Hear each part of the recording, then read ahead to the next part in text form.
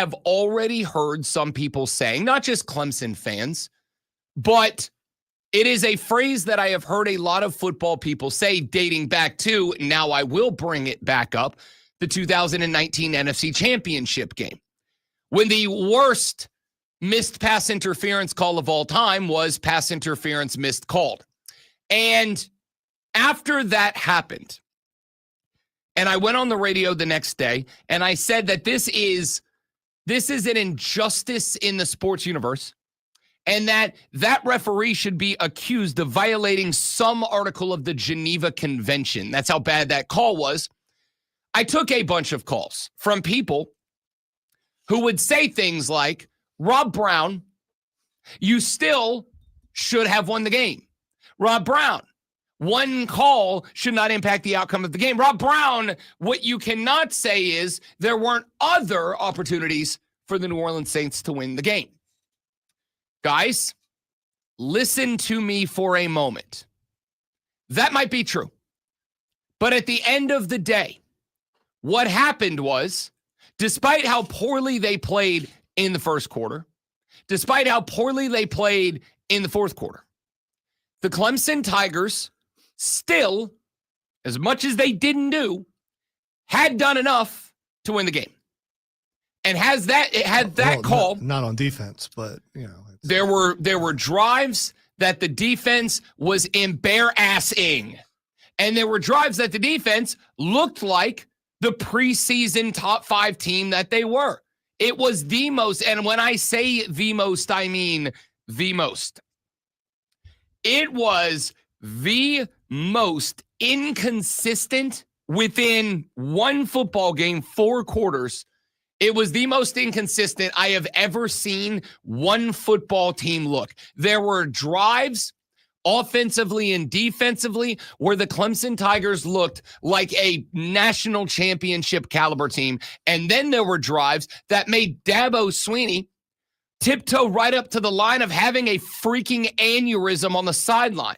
If you haven't seen the clip yet of Dabo Swinney losing his gosh darned mind on the defense. And why was that? Because they had a good stop. They got the punt. Clemson's offense marches it 70 whatever yards it was down the field, score a touchdown. They go up. It feels like, okay, floodgates open. Defense playing good. Offense just marched the ball down the field. Now it's time. And then what happens on the next drive? About the third time that somebody on defense just lost their mind. I mean, just completely forgot where they were on a football field. Darian Mensah throws again, 70-yard touchdown, whatever it was, 60-something yard touchdown going back the other way. And in just a couple of plays, Clemson goes from a team that it's like, okay, this is them, now they're back, to, oh, we're tied with Duke again for no good reason. You add on top of the fact that you had the opening play touchdown for Duke, where I've got a cornerback one-on-one against the wide receiver who I guess just decided, yeah, I feel like a blitz now. I got one-on-one against this guy in a 1st and 10. I got one-on-one against this cat. I'll just blitz, cornerback blitz. And not just cornerback blitz where it's designed and drawn up. Safety's going to step up, take that coverage away. Free safety on the other side is going to roll over to a single high. We're going to have whatever. None of that. Nope. And not even I'm going to cornerback blitz off of a slot receiver or lined up as an extra linebacker who's covered up on the tight end. No. I'm going to blitz from 40 bleeping yards away when I'm one-on-one and give Darian Mensah the easiest touchdown pass he's ever thrown in his life. There was that. And then I got other plays where this defense is taking away a guy who was a $3 million quarterback and, as far as Duke is concerned, worth every penny, and making him look like he's a middle school quarterback who has no idea what the hell is going on. So the inconsistency of this team was marked. I mean, like, it was impressive to some degree how there were drives that both sides of the football, Clemson looks like a team that ought to be in the driver's seat of the ACC. And then there's other drives where it looks like Clemson ought to be in the passenger seat of a bus that's headed out of town. Like, it was unbelievable. So the Roy bus. Nope, not that one. That one's parked. It's got dust on it. It ain't been used in a minute. So I think what is the takeaway out of this for me was, yes, Clemson was the most inconsistent I have seen any football team be, maybe ever. Like, in an individual game, that was the most inconsistent I have ever seen one football team be. So I'm guessing that you forgot the term Clemsoning. No, that's not Clemsoning. Well, that's not Clemsoning. No, being steady all the way and then doing some dumb things that cost you the game, that's Clemsoning. Right. But that's inconsistent. But that is the same thing. Classic Clemsoning is like 3.5 quarters of you're the better team, and then the final 10 minutes you just lose your bleeping mind. This was that, but the whole game. Like, you'd have a spot where Clemson would give up a touchdown that there was no business giving up, but then they'd score 2 in a row and look like juggernauts. And then they turn around and they give up another. Like, it was, again, like, it was the most inconsistent start to finish I've ever seen out of one team. And yet, even with all of that being true, still had a chance to win the football game. You got this team down 7. You've got them in a 3rd and long. Yeah, they're in your side, but a field goal doesn't do it, so it doesn't matter. And I've got a Duke wide receiver who is running into and through the chest of a Clemson defender whose hands are outstretched. I mean, just like, he showed it perfectly. Hands are outstretched. He's got a Duke receiver. He's backpedaling, by the way. A Duke receiver with hands in chest driving the back. Like, if you would have told me that it was a downfield block, I would have said it was the greatest downfield block of all time. In fact, at one point, I don't know if it was play-by-play bro or color bro, but one of the two Mike bros said, he's tackling him because, and hear me out on this, he was doing that. He absolutely was. Listen, I think with the elbow drops I've dropped, there's no love lost for me with the Clemson Tigers. I'm not in or out of your camp. I'm a neutral third-party observer. I'm Switzerland from the outside. But I looked at that and went, that is the most blatant OPI. That is offensive pass. This isn't a question mark. This isn't one of those things that you can go respectfully, I don't even know what pass. No. I know what offensive pass interference is. It was that. That's what it was. That was directed. 1,000% it was. 1,000% it was. That was OPI. That is a statement of fact. I am not asking your opinion, because if your opinion is different from mine, you are flat out wrong. Okay. Well, there's a difference between opinions and facts. And correct. Yeah. So you're saying it's fact. It's not. No. It is fact that was offensive pass interference to the letter of the law.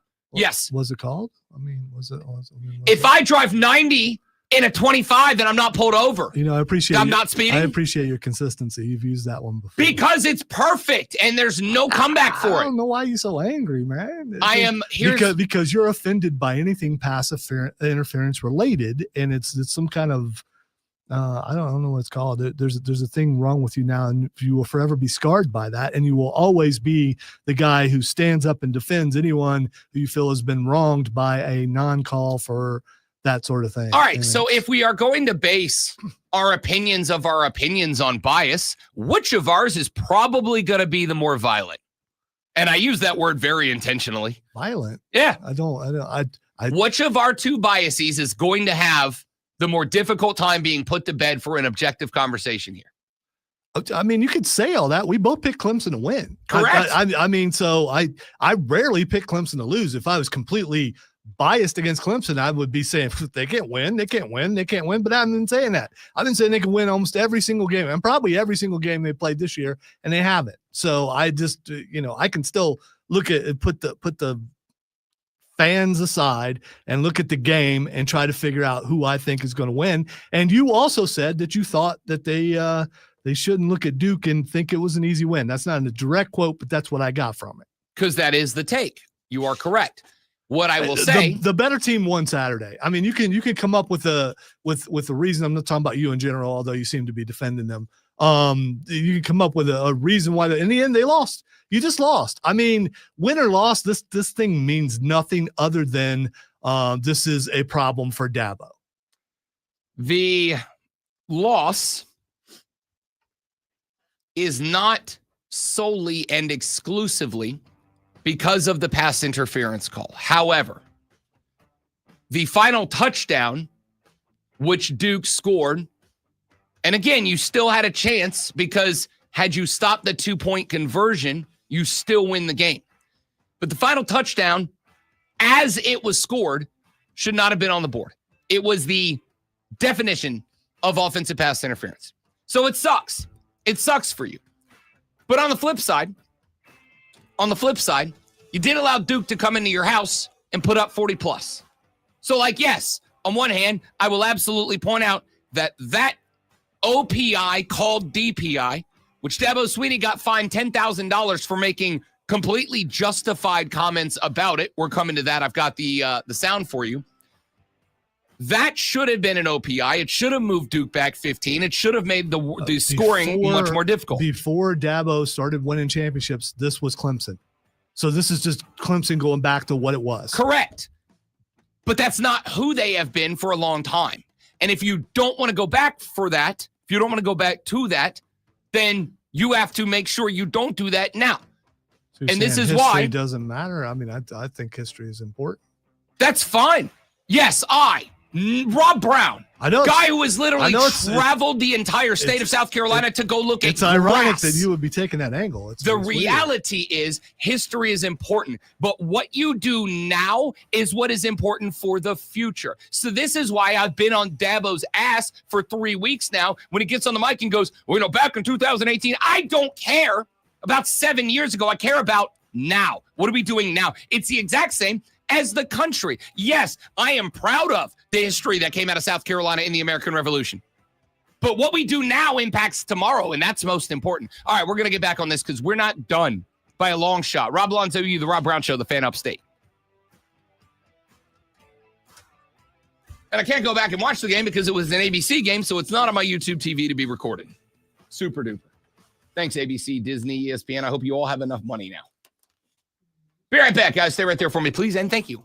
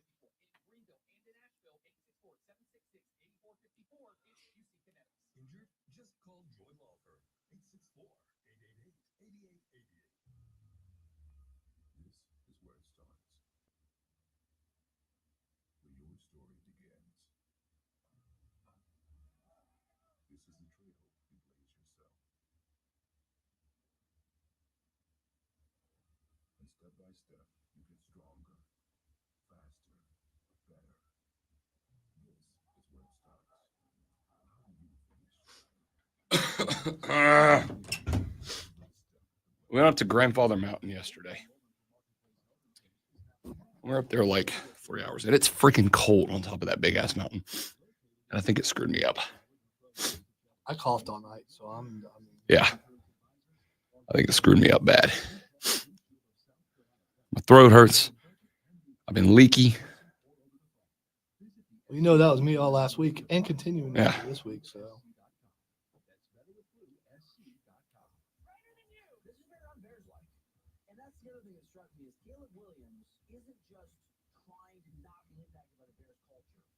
The ability to come out and address this is the kind of thing that can change the Bears' culture. Look, the Chiefs were losers until Mahomes and Reed showed up. It's possible to flip the narrative and change the vibes, and those things can matter. Brighter than you. Weekdays 10 to noon on the Fan Upstate. The Fan Upstate is your home for Fun and Paladins football. Every play, every game. All season. The Fan Upstate 97.7 FM. Spartanburg and on the Odyssey. The Paladins play only on the Fan Upstate. Get in the game.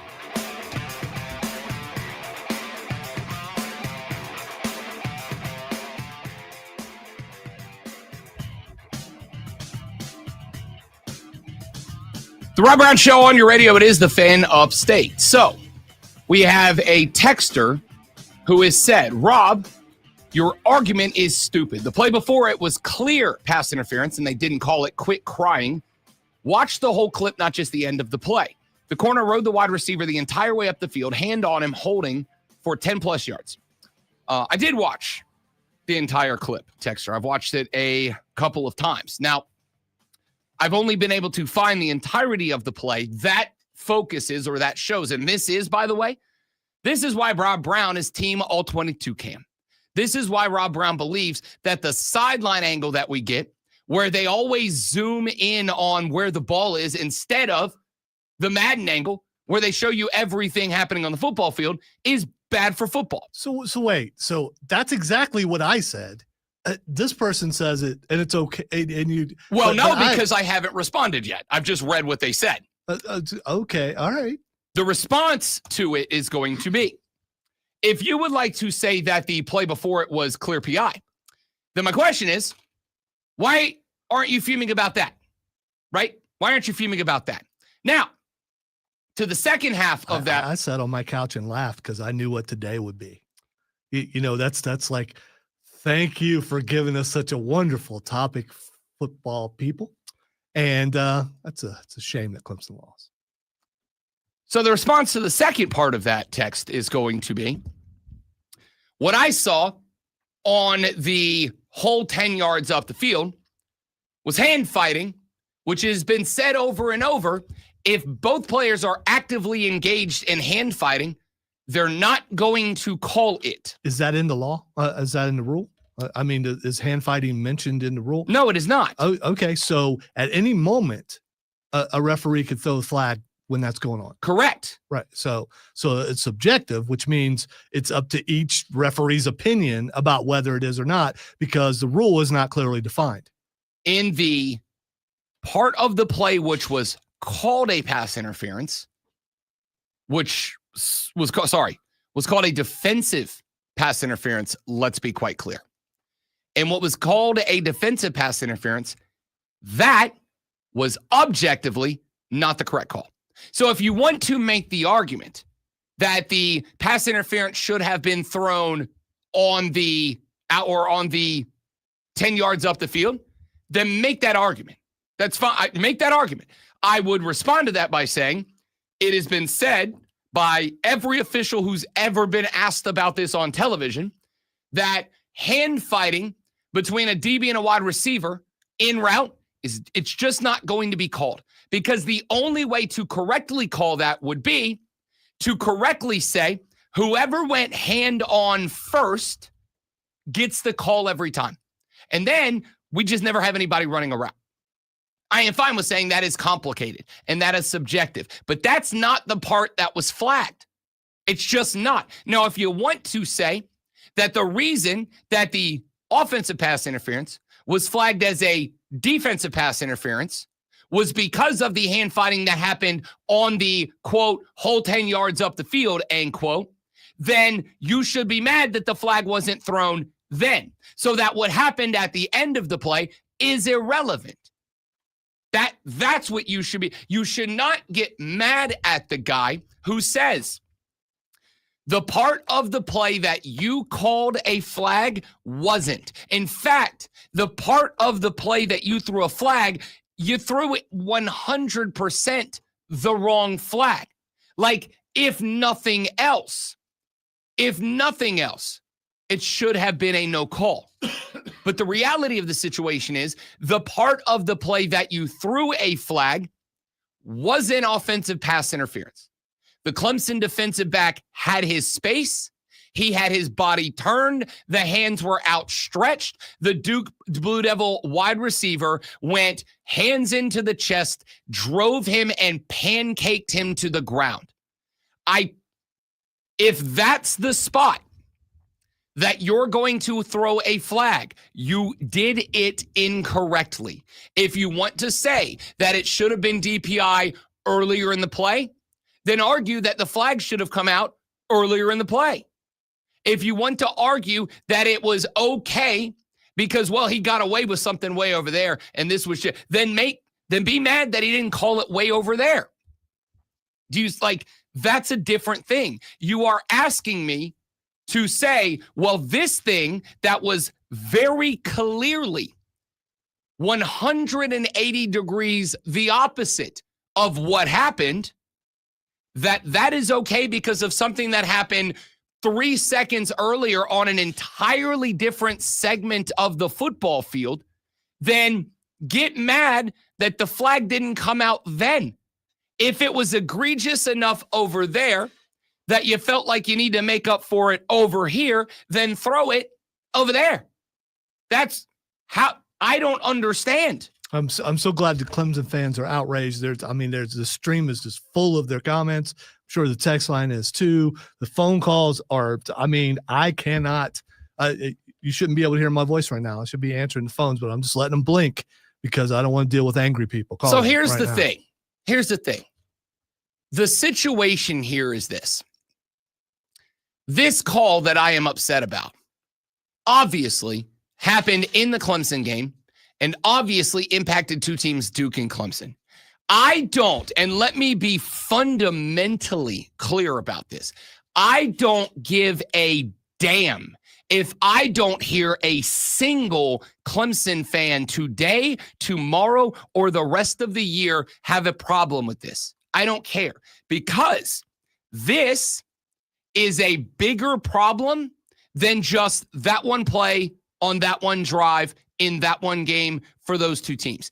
If this is what is going to be the methodology of officiating in college football, I will lose interest in the sport.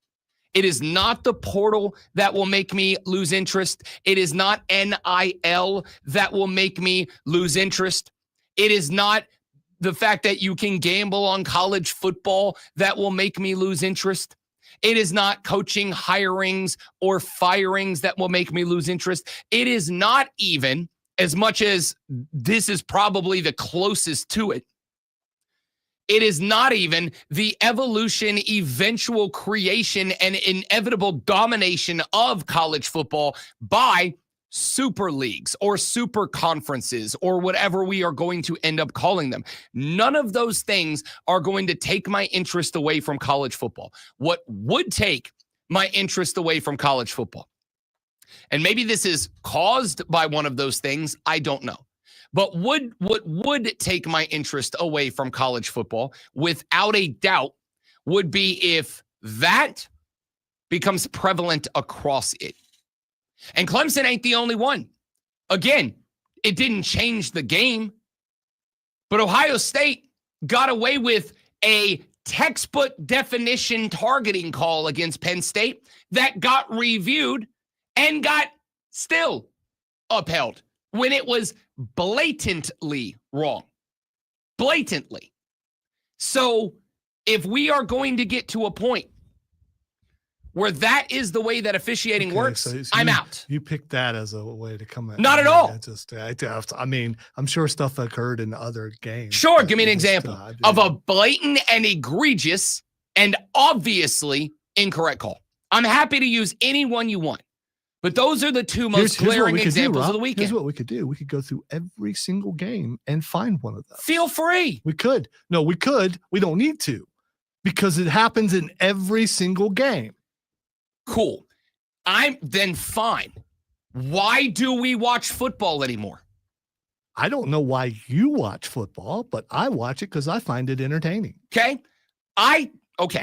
We all watch it because we find it entertaining. If there are any of you that do something for a extended amount of time and you don't find it entertaining, you know what we call that? A job. I was going to say work. A job. You call that work. Right. But But if you do something that is this intense and takes up that much of your time and you don't enjoy it, then you're a psychopath. Of course, we all find it entertaining.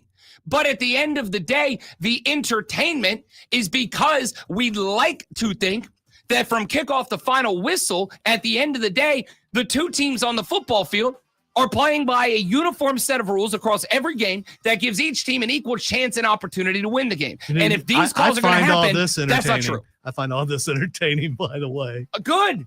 It's a good thing. It'd be really crap if I was doing a show that we got to the end of a segment and you went, well, that's not entertaining. Then I'd be in trouble. I wouldn't get to do this and call it a job that also entertains me. Way to go, you. All of that put together. Texter says, thank you, Lonzo. Bad or questionable calls are part of the game. Quit crying and rise above it. Do you understand the difference between a questionable call that happens in the first, second, third quarter and a blatantly, obviously, entirely incorrect, massively consequential call that happens in the pivotal moment of the game? That is, it's not a bad or, here's the thing, Texter, it is not a bad or questionable call. There is no question about this, and bad doesn't rise to the level of severity of what this call was. There's bad, and then there's whatever this call was. It's way up here. This is bad, and this is that call. It's way up here. I know you can't see me, Texter, but like I got one hand way above the other. They could if they're watching on stream. It looks like you just created a new dance. It was amazing. It's called the OPI. Ladies and gentlemen, break it out at a club near you and get all the ladies. Hey, we got second hour of the show. Get your water cooler chichi out of there. I know we're not there yet. We got one more segment left. Stick around. I'm coming to this. Second hour of the show. We got your water cooler cheat sheet. And then we get to have a coaching discussion about both Clemson and South Carolina, because there's a coaching change at South Carolina. And there might be one coming down the road at Clemson. 844-326-3663. That's the number to be a part of the show. The Rob Brown Show is live on the Fan Upstate.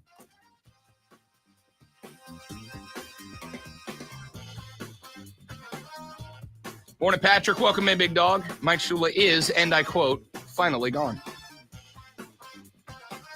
That is correct.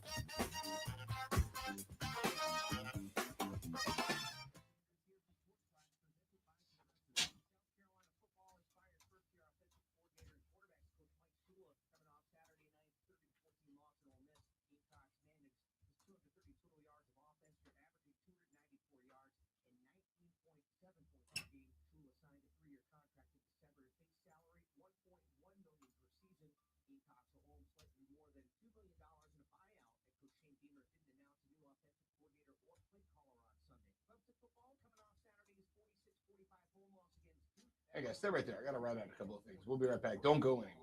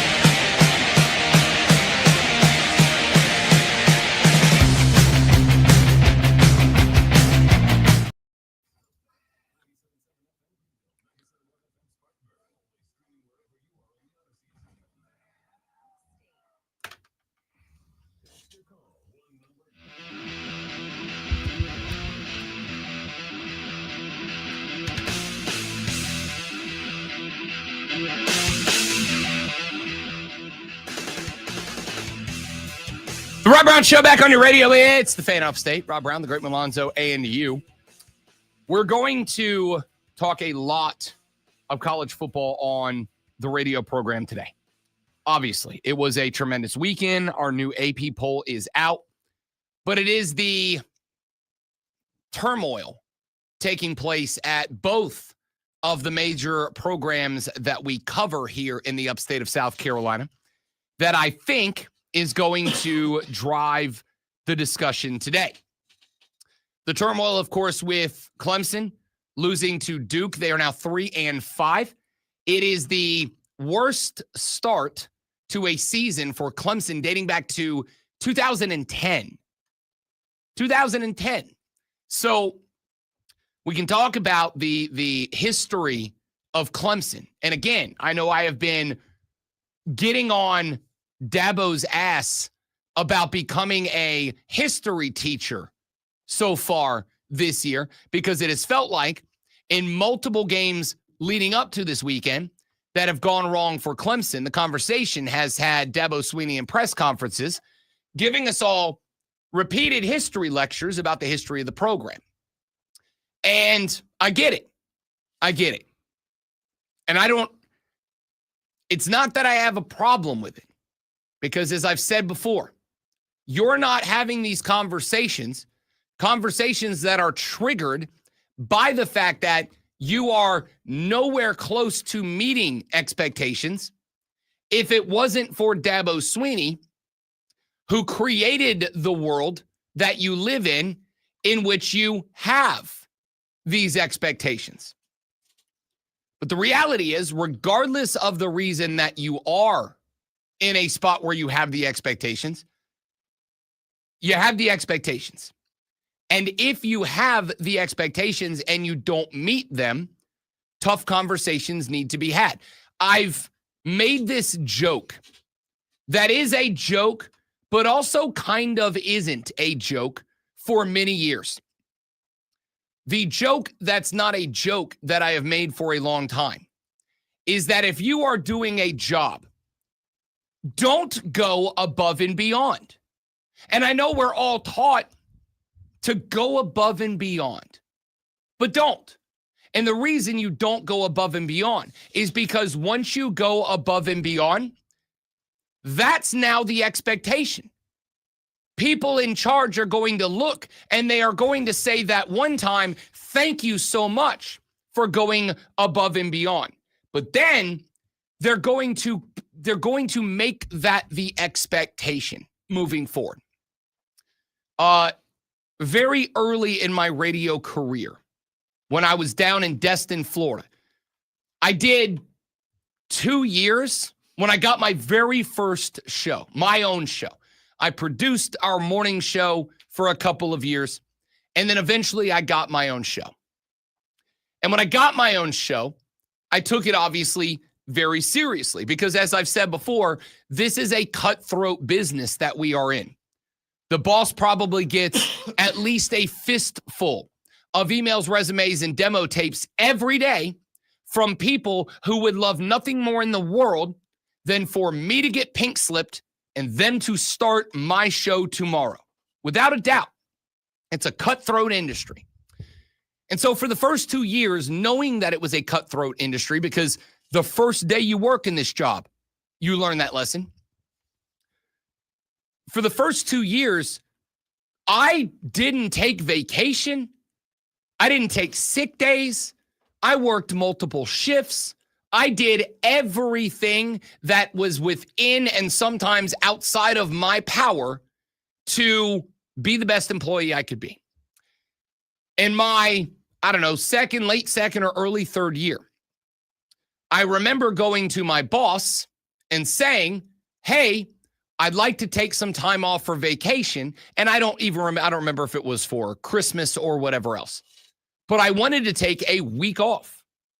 And I went and I sat down with my boss in his office to tell him I'd like to block these days out for vacation.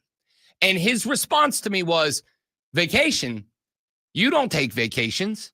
And it wasn't like but of course you should and can. No, his response was he was upset that I wanted to take a vacation during a point where he didn't want local shows to be off the air.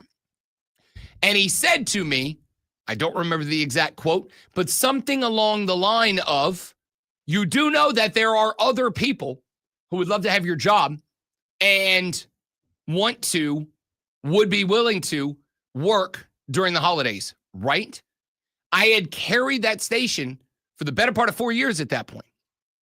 And the response I got was, because I had gone above and beyond for that much time, the first time that I just wanted a normal employee thing, it was scoffed at. Like, no, because here's the reality. When you set the bar exceptionally high, the expectations, not just for you, but for anyone in that role, become that. Those are the expectations now. We expect you to perform at this level. And the difference between performing and not performing is the difference between being employed and not being employed. So I've been on Dabo for the history lesson stuff, even though I would look at where this team is and go, yeah, it's one bad year. And as Dabo said a few weeks ago, are you guys tired of winning? But the reality is, no, they're tired of losing, which you've done 5 times in 8 games. That's what Clemson, and they are only tired of it because you got them to the point where that's unacceptable, but it is unacceptable. So when I look at a situation like this play against Duke, like this call and this ultimate loss against the Duke Blue Devils, did Clemson do enough to win the game? You're not going to like the answer, but the answer is yes. They did enough to win the game, even though they gave up 46 to Duke. They still did enough to win the game. And this call, that is a PI that was not a PI. And again, if you want to get mad that I'm saying that call is bad, I need you to know, because the texter is saying once again, quote, I just think you're wrong about the call. I get the last 2 seconds of that clip look like pass interference, but the reason the corner gets ran over is because he cuts the wide receiver off and doesn't at all give him a path to the ball, not to mention he isn't playing the ball at all. I am literally right now, texter. I am literally right now. In fact, I don't know if I can spin it around. I broke it. I have the play full screen on my computer right now. I was trying to show it to the stream and I broke the computer, but not the point. Yeah, you should know from past experience that you probably shouldn't try stuff like that. Not the way to handle that. Point is, I am watching it. And do I want to agree with you that there is hand fighting down the field? Sure, I do. Sure, I do. In fact, I absolutely do agree with you that there is hand fighting taking place between the wide receiver and the cornerback. The wide receiver is playing out of the slot. He gets hand checked by the DB at 2 yards. It's not even a hand check. It is him running into the position the DB is handing. As he gets to the inside, he tries to run a little comeback route. Gets to the inside, tries to cut back out to the outside. Now, I will be willing, texter, for the sake of this part of the conversation, I will be willing to say in this moment right here, I could see you calling a defensive pass interference where I am, which is where it's at the 10-yard line. But here's what I see. What I see is not that. There is no flag here. Could you call it if you wanted to? Do I think it is pretty much split contact between the defensive back and the wide receiver? I absolutely do. I think you are looking at a spot where there is relatively equal contact between the DB and the wide receiver. The flag does not come out of the back judge's pocket. The back judge is the one who throws the flag. You got, again, fighting down inside the 10, down to the 5. Buddy, I am looking at the Clemson player's helmet right now. It is at the football. It is don't tell me he's not playing the ball. The helmet is pointed at the football. His body is pointed at the football until the Duke wide receiver takes left hand, gets it into the shoulder pad, pushes it up and forward. And once he pushes it up and forward, he gets the Clemson defensive back turned to him away from the ball. I know what you're saying. Oh, well, the last few seconds of the clip. I am telling you right now. In fact, I said A few minutes ago that this is why I think all 22 cam is better. You can see it in the regular broadcast. You can go to YouTube right now. You can go to the ESPN College Football channel. They have the highlights of this game. It is a video that is 17 minutes long, and this play is obviously featured in it. And I am watching it in full screen, and it is obvious to see. There is mutual fighting between DB and wide receiver down the field, which they are not going to call. Once the ball is in the air, the Clemson DB is entirely body pointed at it. The Duke wide receiver ends up grabbing left shoulder, turning the Clemson DB entirely around and driving him to the ground. I don't want to spend the entire time going through a Law and Order episode of diagnosing every single step of this call. All I'm going to say is two things. Number one, if you want to say that the pass interference was defensive, and it was defensive starting at the line of scrimmage, I'm good with that. But it should not be the back judge making the call. In fact, let's see. Clemson wide receivers back is on the ground now. 1 Mississippi, 2 Mississippi. Almost 3 full seconds after the Clemson DB is knocked to the ground. 3 seconds. 2.75 because I don't have a stopwatch. 2.7 seconds plus after the Duke wide receiver throws the Clemson DB to the ground. The back judge, who is behind the goalpost, which means he is 12 yards away from the play, which means that, considering most of what I would let you say is a justified DPI call, is 20 yards away from him, and he calls the flag almost 3 seconds after the play is completed. If you want to say that it should have been a DPI, it should have been a DPI 10 seconds before that and 20 yards away from where the DPI was made.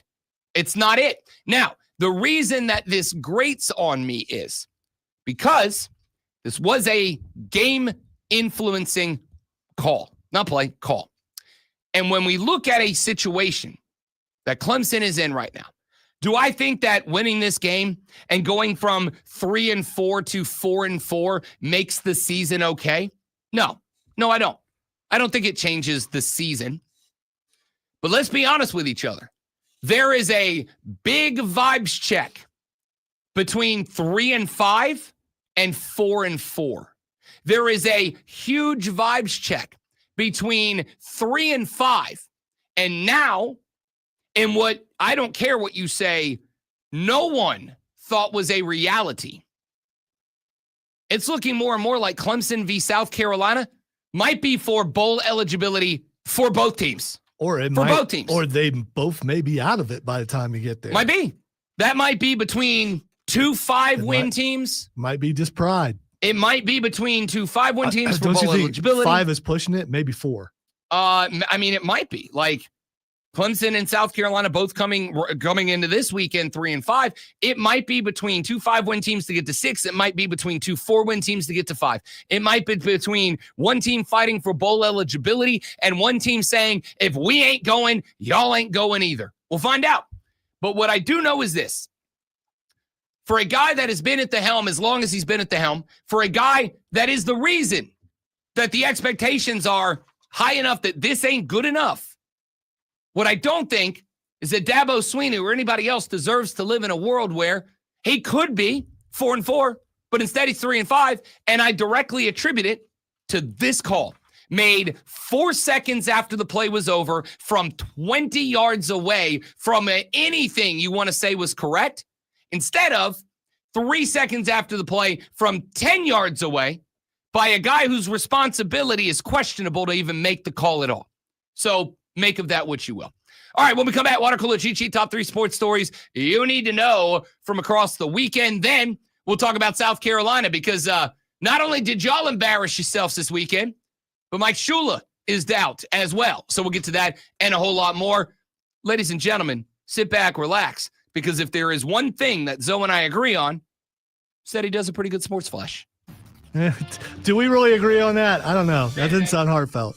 The Carolina Panthers shocked the NFL with a 16-13 win over the Packers on the road yesterday, handing Green Bay just their second loss of the season. Rico Dabo carried the team with 130 yards on 25 carries and a pair of touchdowns. Packers quarterback Jordan Love went 26-37 for 273 yards, threw no touchdowns, and was picked once. The South Carolina Gamecocks have fired offensive coordinator Mike Shula after their fourth straight loss, dropping them to a 3-6 record.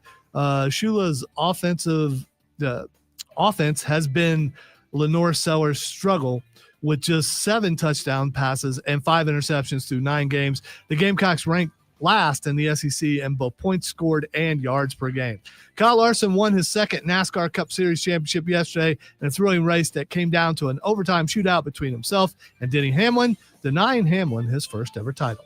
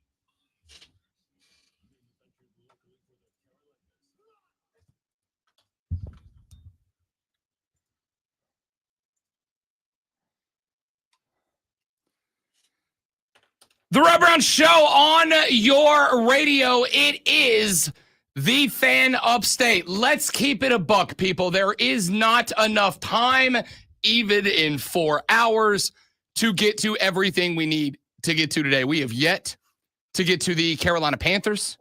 shocking the NFL yesterday with a road win at Lambeau. We're coming up to that a little bit later on in the program. We have yet to get to South Carolina. We will here in mere moments from now. Big story there. As Mike Shula has been relieved of his duties as the offensive coordinator. We're going to talk about that here in just a few moments from now. The Los Angeles Dodgers over the weekend were able to win game 6 and 7, both on the road at Toronto. And I will ask the question of you baseball fans, was that the best World Series of all time? Because I've got to tell you, I usually try my best not to jump into a conversation like that so immediately at the conclusion of an event, because time changes everything. Perspective is gained by time. And I think it takes some time to let what has been a very good postseason. I think last postseason overall start to finish was probably better. I think this World Series is already in the discussion for the most entertaining World Series I've ever watched. And in what, to friends of mine on Saturday night, became, I did not think it would be, but was a controversial statement. I don't think that the better team won. And that happens in sports. The better team doesn't win sometimes. There can be a lot of different reasons why. I think the Jays, start to finish, were a better team. I just think the Dodgers were able to gut out and take advantage of 2 or 3 big-time Blue Jays mistakes down the stretch in game 6 and 7. No, there wasn't many of them. And the Dodgers were by no means flawless in this series. It's just, while the Dodgers, I think, start to finish, made more mistakes in the series, I think the Jays made more critically timed mistakes. And the Dodgers were clutch in the spot that the Jays weren't. We're going to get to that in a minute. Yesterday, NASCAR handed out their season championship. We're coming to that here in just a moment from right now. We have got a lot to get to over the course of the 4 hours. We may not get to it all. Tuesday might end up being Monday, part 2. We'll find out. Here's what I do know. What I do know is 7:03 in the morning. What I do know is that you have now less than 57 minutes until you've got to get to the office. What I do know is that when you get to the office, it'll be time to talk sports instead of doing your job. Like I said in the last segment, don't go above and beyond. Do just enough to get your paycheck and spend the rest of your time talking sports. But if you're going to talk sports, you need to know what's going on. And if you need to know what's going on, you've come to the right place, ladies and gentlemen, because just after 7 a.m. every weekday, the great one and I do this. Are you ready for the playbook of the peculiar, the almanac of the absurd, and the encyclopedia of the extraordinary? Well, you better be, because we're diving headfirst into the 3 top stories that will have your coworkers saying, "Great, you guys, I'm going home." where they take their first bathroom break. No. Here we go. Welcome to the water cooler cheat sheet on the Fan Upstate. Tis indeed the water cooler cheat sheet, the top 3 sports stories you need to know before you get to the office and start talking sports this AM. When you do, this is what you'll be talking about. Let's begin with item number 1. It was a shock wave across the National Football League yesterday. The Green Bay Packers entered the game 5-1-1. They entered as one of the 3 shortest odds to win the NFC. And they were playing at home, the frozen tundra of Lambeau Field. Enter the lowly Carolina Panthers, a 500 football team coming into this game at 4-4. A team that got blown out of the stadium at their house the week before by the mighty Bills of Buffalo. Enter from injury Bryce Young. Enter the newly established Rico Dowdle. I can't. All right, there it is. Enter Chuba Hubbard with trade rumors swirling. Enter the Carolina Panthers 16-13. The defense of this team has themselves a bleeping day. They go to Green Bay. They get the dub. BY, not a great day. 11 of 20, 102, one interception, no touchdowns, a QBR 47, a QB rating of 48. That's not a good day.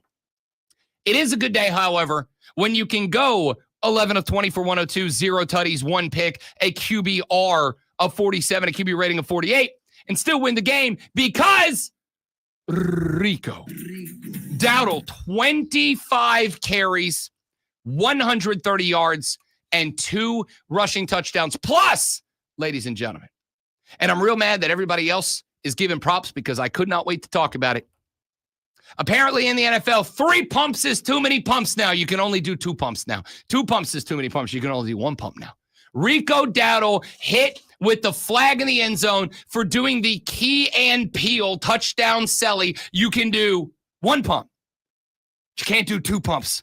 Used to be 3 pumps, and you could do 2 pumps. Now you can only do 2 pumps. So you could probably do 3 amigos and get away with that. You can do 3 amigos because that's only 1 pump. It's only 1 pump, yeah. 1 pump.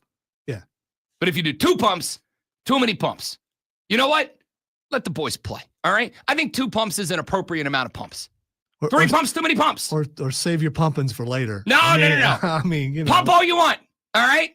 There's times and places where even 1 pump is too many pumps. For instance, if you go and you give a presentation in front of the boss, and the boss is like, hey, that's an excellent presentation. Not a time or place to even hit 1 pump. That's bad pump time. However, scoring a touchdown in an NFL game, and I emphasize the word game, that should be, I feel like 2 pumps is appropriate. 3 pumps, yeah, maybe we're crossing a line. 1 pump, no problem at all. All right. 2 pumps is appropriate. If he does it again and does 1 pump, I think he is testing the NFL. Just find another celebration. If 1 pump's too many pumps, I don't want to live in America anymore. But if I'm sure he thought about how that almost cost the team.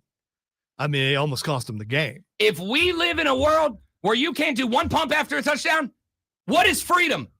Liberty is dead if you can't even do 1 pump. Well, there was a time, was it like a decade ago where you couldn't do any of that? Again, we've made a lot of changes. We've progressed since then. We have become a 1 pump society. 1 pump should be fine. In fact, I think you should be able to fit. In fact, if any of you finish a massive presentation today, you stick the landing, the boss says 10 of 10, great job, no notes. Hit 1 pump. Let me know how it goes. All right? I'm going to tell you right now, if when I get done with the show today, I got some stuff I got to do. I'm going to go back to the crib. I want to clean the goal for today, the objective for today, and I don't think she's listening, so I can get away with it and still be a surprise. I'm going to clean up the house for the lady friend today. I want her to come home to like a nice, clean, smelly, goody house, right? When she walks in, if she says, "What were you doing while she was gone?" Oh, she's been back since like Thursday. Oh, we watched. I had a bunch of work on Friday. I worked all day Saturday. Yesterday, I'm going to be honest. I'm going to get in trouble. I watched effectively all highlights yesterday. I didn't watch any football yesterday until nighttime. We went up to Grandfather Mountain yesterday, a little daytime adventure. We had a great weekend. I want to clean the house up for the lady. If she comes home, she opens the door and she goes, "Smells good. Thank you. You did a great job cleaning the house." I'm going to 2 pump. Like in that moment, not later, in that moment, 2 pump. And I'm going to see if I get in trouble for that. All right. Ted Earl, McMullen, 4 grabs, 46 yards. Xavier Legette had 1 for 22, but it was the defense of this Carolina Panther football team that made the difference. How about a guy who I might say might have my favorite defensive player in the league name right now, Christian Roseboom. Laying the Roseboom down, 15 tackles, 7 solo, 1 TFL in this game. Tershawn Wharton had himself a sack in this contest. Good day from the Panther defense. That's the story of this game. The offense was okay. Rico Dowdle carried it. Carolina's defense was spectacular. And we're going to talk about this game at length later on. But we do have a bunch more we need to get to, so let's get to item number 2. A number of college football stories all kind of piled into item number 2. We will sprint through all of them because all of them have either already gotten or will be getting some time on the show later on today. First and foremost, we mentioned earlier in the show the pass interference call. Dabo Swinney not pleased with it at all. After the game was over in the press conference, he called in perhaps one of the worst calls I've ever seen in any game in my career. Dabo Swinney fined $10,000 and issued a public reprimand from the ACC following his comments criticizing the officiating. It was the pass interference call against Clemson DB Avion Terrell on 4th and 10 that extended Duke's eventual winning touchdown drive. Duke trailed 42-35. They had reached Clemson's 18-yard line with 49 seconds left to go.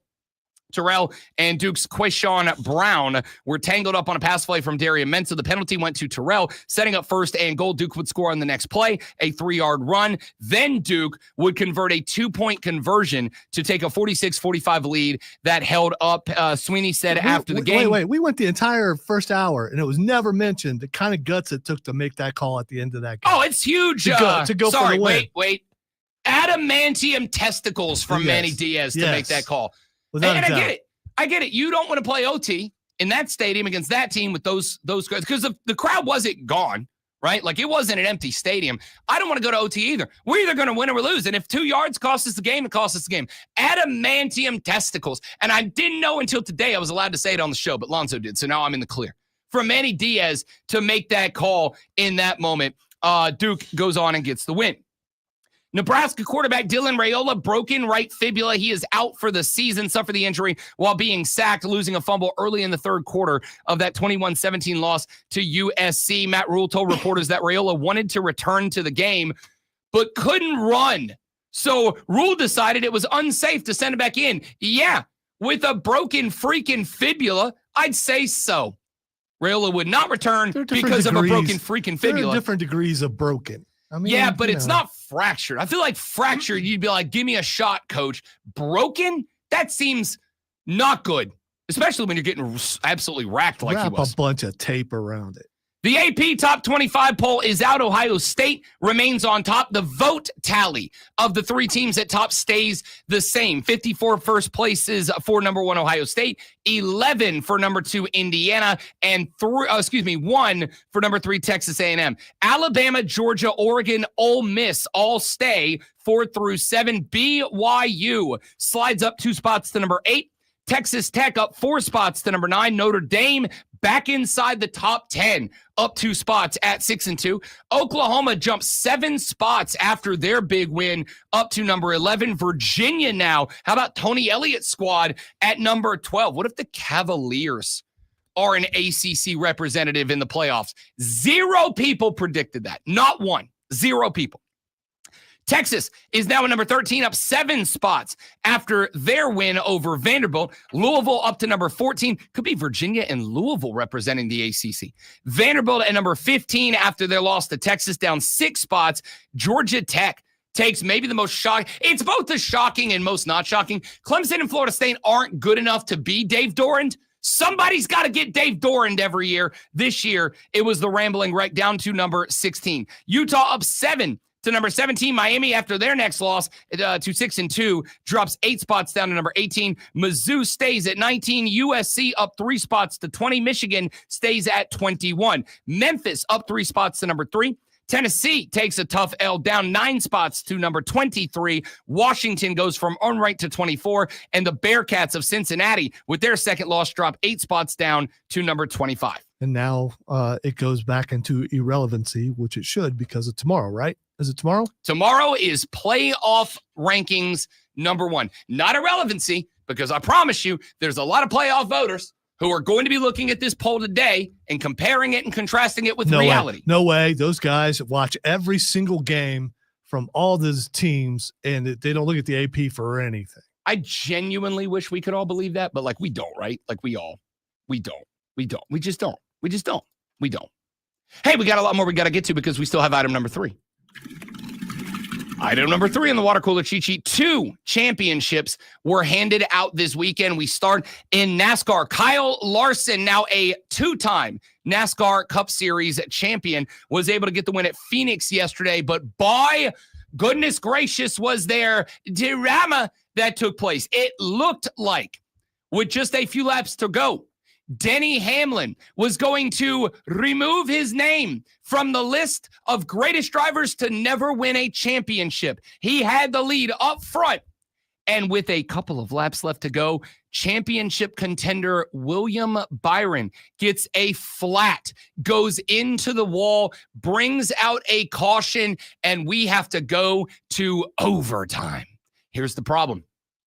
Denny Hamlin had been one of the longest cars on the track without a pit.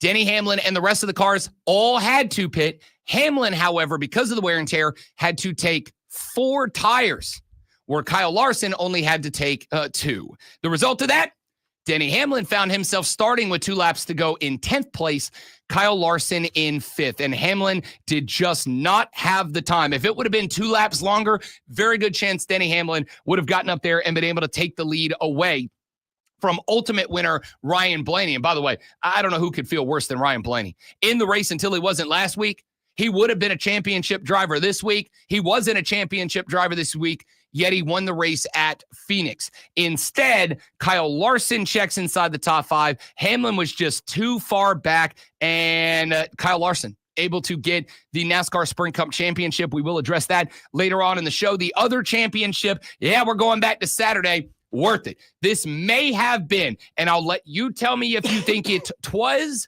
or twas not. I think Dodgers Blue Jays might have been the greatest World Series we've ever seen, at least in recent memory. We've had some good ones. We've had some bangers, some classics. This 7-gamer between the Dodgers and the Jays was as good as you could have expected. The Jays win game 5 in LA. They go back to Toronto, Canada, needing to win one of 2 the Dodgers had to be perfect. The Dodgers get game 6. It sets up the sexiest words in sports, game 7 on Saturday night.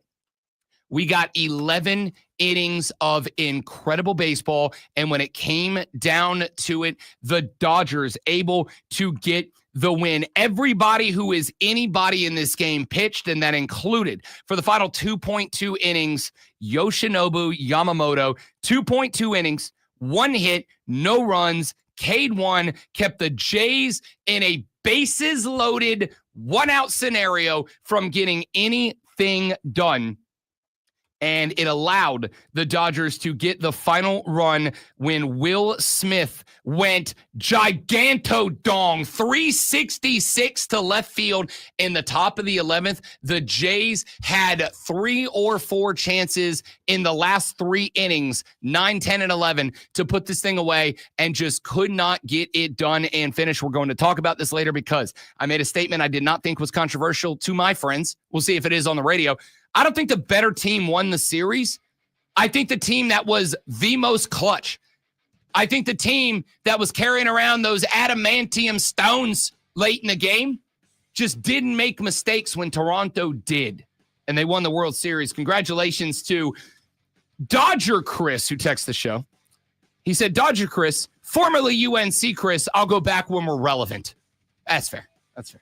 All right, we're going to talk World Series. We'll talk NASCAR. We got a lot more college football, including when we come back. Mike Shula out as the OC at South Carolina. Shane Beamer spoke on why he made that decision. I'll give you some audio from Shane, and we'll react to it next on the Rob Brown Show in the Fan Upstate. All right, guys, stay right there. I got to get that Shane audio lined up. Don't go anywhere. We will be right back.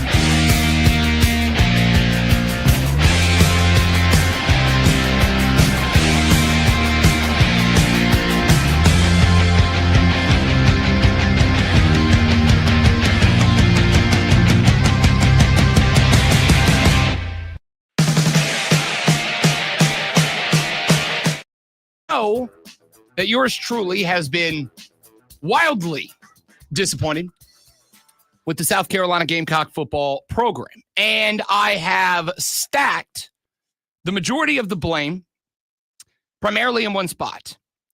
The spot that I stacked the majority of the blame is on offensive coordinator Mike Shula. I have just not been happy with the performance. That's the message that was delivered to Mike Shula yesterday by head coach Shane Beamer. Now, I have two clips as Shane Beamer was on the SEC teleconference yesterday after the firing and addressed the arrival at the conclusion, the decision to relieve Mike Shula of his duties as offensive coordinator. When they got to the spot to talk about it, here is what Shane had to say. In fact, let me hang on. Let me get, I got to make sure. See, I'm remembering to flip the thing over before I play it this time. Yeah, but you're talking about it. You could have like talked up to it while you're fixing it. I had already gotten to the point. It's screwed. Anyway, here's Shano.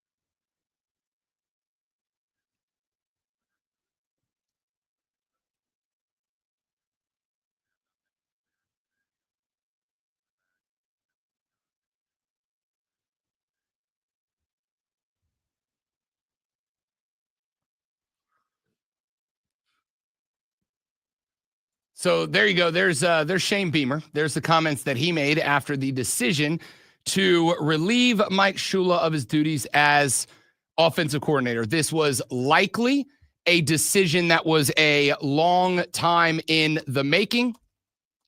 This was a decision that it's not that anybody wants to see anybody lose their job. But at the end of the day, if you're not doing your job, that's just how the world works, right? And when I looked at this South Carolina offense coming into the season, a season which I don't think it was too optimistic. I don't think it was too elevated to say 9 wins felt on the table. 8 wins felt like the watermark, like 8-4. Tough schedule. Nobody's arguing. But 8-4 felt like it was very much on the table. Win the first 5, take 3 of the back 7, or take 4 of the back 7. You're in good shape. We're not even close to that. And while the expectations may be a little higher at Clemson, that's how you get to that level. You elevate them a little bit at a time. There is the old coaching cliche of you start by losing big, then you get to where you're losing small, then you get to where you're winning small, and then eventually you'll get to where you're winning big. You're going the opposite direction here. And when you take over a Gamecock offense that was poised to be, and I think it's fair, let's put it this way. even with Lenore Sellers entering the season with a good chunk of Heisman Trophy buzz, I do not think that it was an unrealistic expectation. Not to say I expect the Gamecocks to have the most dominant offense in the Southeastern Conference. No. I do think it is fair to say the expectation was don't have the worst offense in the Southeastern Conference, which you do. You are averaging 19.7 points per game. That is dead last in the Southeastern Conference. You are averaging 294.1 yards per game. That is not just last in the conference. It is also the only offense in the conference that is not averaging at least 300 yards. That includes Kentucky. That includes Arkansas. That includes Mississippi State. The only offense in the conference not getting to 300 yards a game. You're dead last in points. Just about every statistical category, you're dead last in. This was the right move. Now, there's a few questions that arise. I want to talk a little bit about what comes next. I want to talk a little bit about what Shane decides to do for the remainder of this year, what he decides to do for filling the role next year. But there is one other thing that popped into my brain yesterday when I was out and about with the lady, and I got a ping on the cell phone that said, "You've got mail." And the notification I got was Shane Beamer makes coaching change. And I went, oh, it's from the university. Oh, it's got to be Shula, right? And it was. So the very first question that popped into my mind was this Shane Beamer's decision, or did Jeremiah Donati or the AD or the AD or someone from the AD's office push him into this? Hey, coach, this ain't it. This isn't what we're looking for. You need to make a change. Well, Shane addressed that on the same call.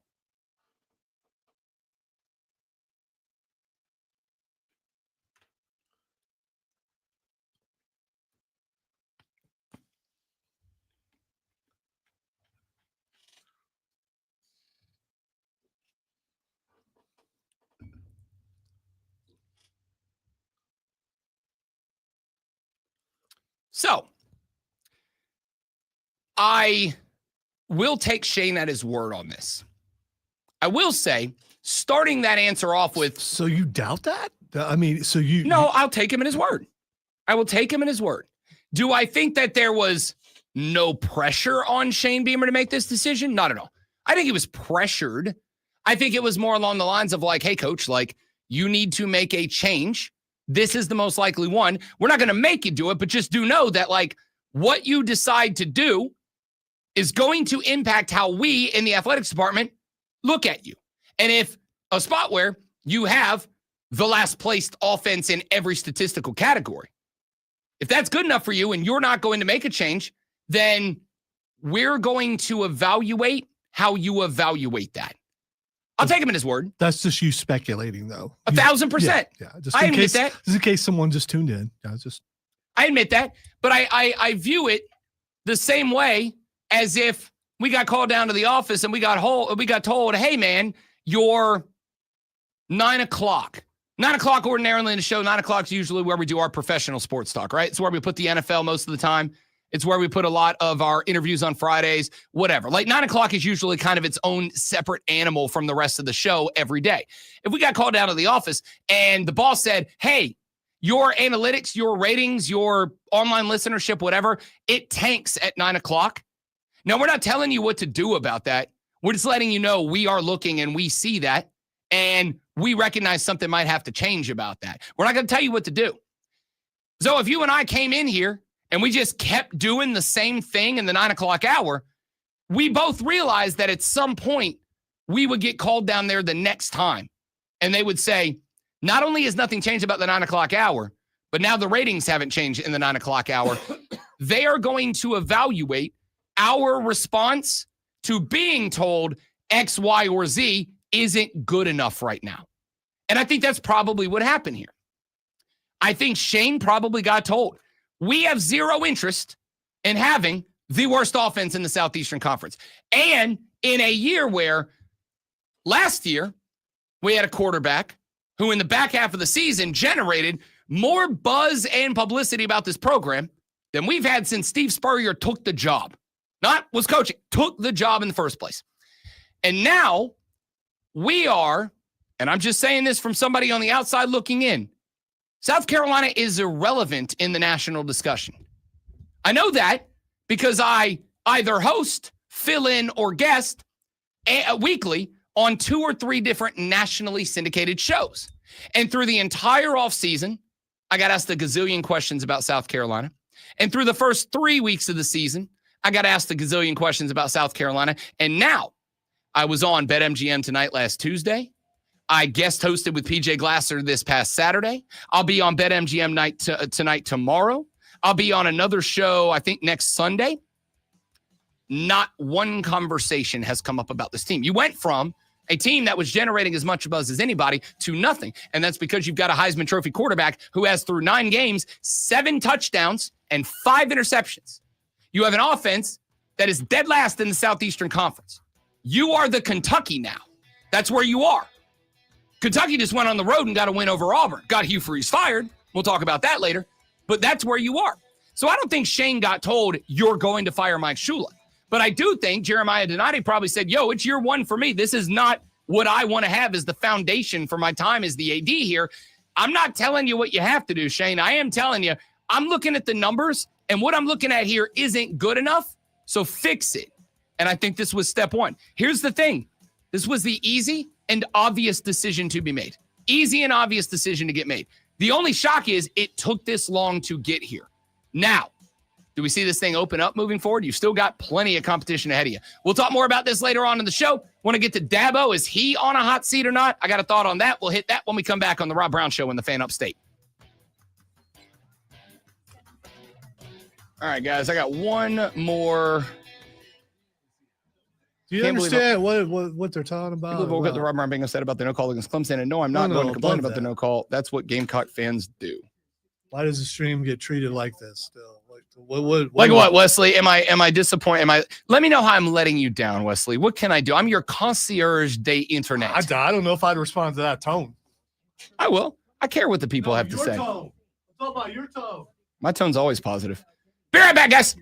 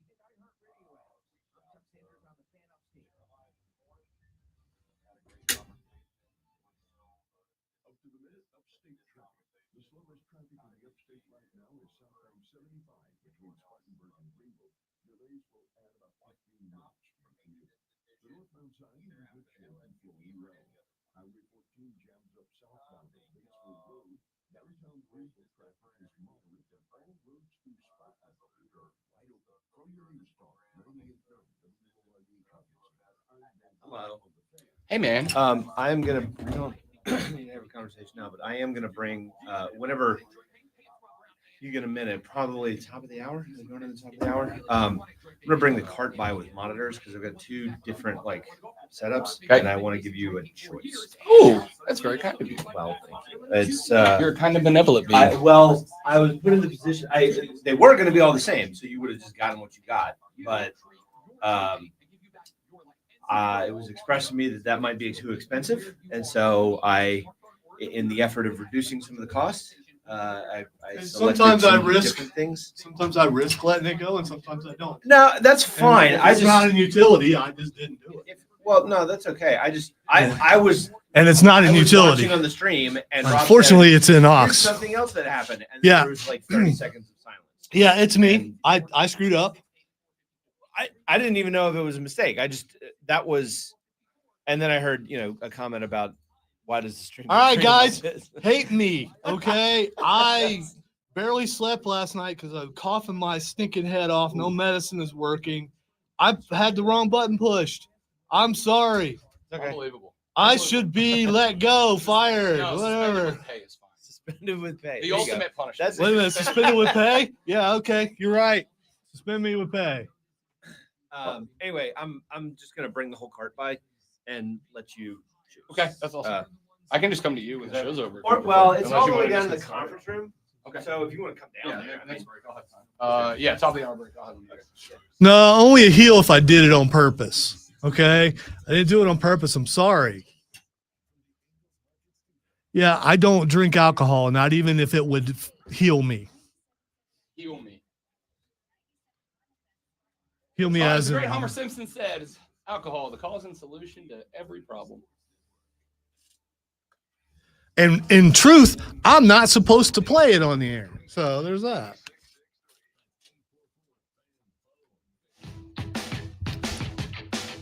All right, let me give you a few more thoughts on the decision to terminate Mike Shula as offensive coordinator for South Carolina. Then I will flip the conversation over to Dabo Sweeney because I saw a lot of tweets and whatnot with the phrase hot seat attached to it, and I'd like to get to that. But let's get to Shula for just a minute. Look, I've said a couple of times already, the offense isn't just not good enough. It's bad. It's objectively bad. It is dead last in the conference.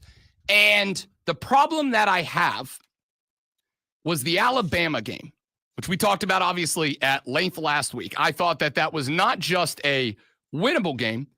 I thought that was a game you had to win. You had everything in your possession. You had everything in your direction in the fourth quarter of that football game. And for whatever reason, it just went away. And we had a texter to the show last week who said everything that worked had Sean Elliott's fingerprints all over it. And then in the fourth quarter, everything that didn't work had Mike Shula's fingerprints all over it. And the more I thought about it, the more I went back and kind of rewatched that game and took some notes, paid attention, the more I think that that is absolutely correct, up to and including the play that Lenora Sellers fumbled on that ultimately gave Alabama the ball back to go win the game. So I concur. I agree with all of it. So with all of that being said, this was a decision that I think was likely a long time coming. This was a decision that I think could have been made 2 or 3 weeks ago. It was a decision that I think ultimately was sometimes the obvious decision is the right decision.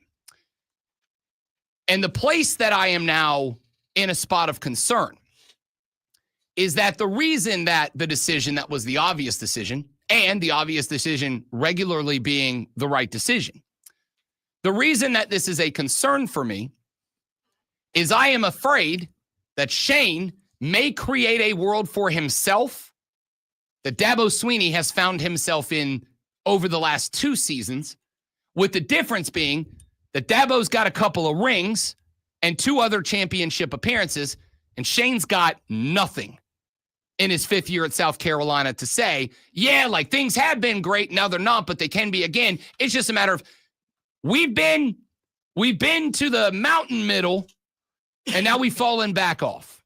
And that's what I'm concerned about. Yeah, because Dabo's been to the mountaintop. Shane's been to like the mountain middle. And now we've fallen back off. It has to have a name. That we've been No, on the middle of the mountain has to have a name. Does it? Isn't it just the side of the mountain? That's the phrase. We have been to the side of the mountain. That works. And we've fallen back off. But I believe we can get back halfway up the mountain, and we will. Right? Like that's the spot. So that brings me to Dabo, and I place him to some degree in the same boat. That game against Duke was very winnable. And whether or not you want to blame it on the pass interference, which I do think cost Clemson the game, I do have to say the expectation, regardless of if they had won or lost that game, the expectation is higher than Duke comes to your crib and hangs 40 plus on you. I don't care if it's the best Duke team of all time or not. I don't care if Darian Mensah is the best Duke quarterback of all time. I don't care if it's the best set of Duke skill position players ever or not. All I care about is that you are expected to be better than Duke, even when Duke's at their best. That's just the expectation. Saturday, I was hosting what used to be Bet for the Cycle, but it was Inside the Betting Lines now with PJ Glasser, filling in for Paul Aspen, Great show. Enjoyed it. Greatly appreciate them having me. And we were watching the Clemson game as we were doing the show. And there were a couple of things. Number one, this is, and I said this to a dear friend of mine who was a Clemson fan on Saturday.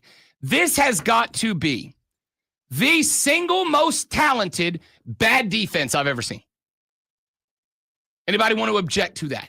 This might be the most talented bad defense I've ever seen. I don't know. There were some Muschamp defenses where it's like, are you kidding me? You're supposed to be a defensive guy. I don't disagree. Like, yeah. Did any of them have, at a minimum, 2 NFL first round and maybe 2 to 3 more second to fourth round draft picks? I don't think so. I'm not saying I'm right. I'm just saying, for me, top of my head, this has got to be the most talented bad defense that I've ever seen. Offensively, I don't know what you want. You get 45 points out of your offense, like you should be able to win the game. And you did it without Bryant Wesco Jr. So we saw Dabo absolutely popping off on the sideline on his defense, which again, I think was warranted, right? Like I didn't have a problem with it. Dabo was yelling so loud you could hear him over the announcers on the broadcast. And then there was after the game. And apparently there was a lot of cursing going on. Yeah, I want you to know I pulled the audio, but I'm not going to play it because I don't know if like it would pass the test or not. So I was like, nah, you all saw it. You've all heard it.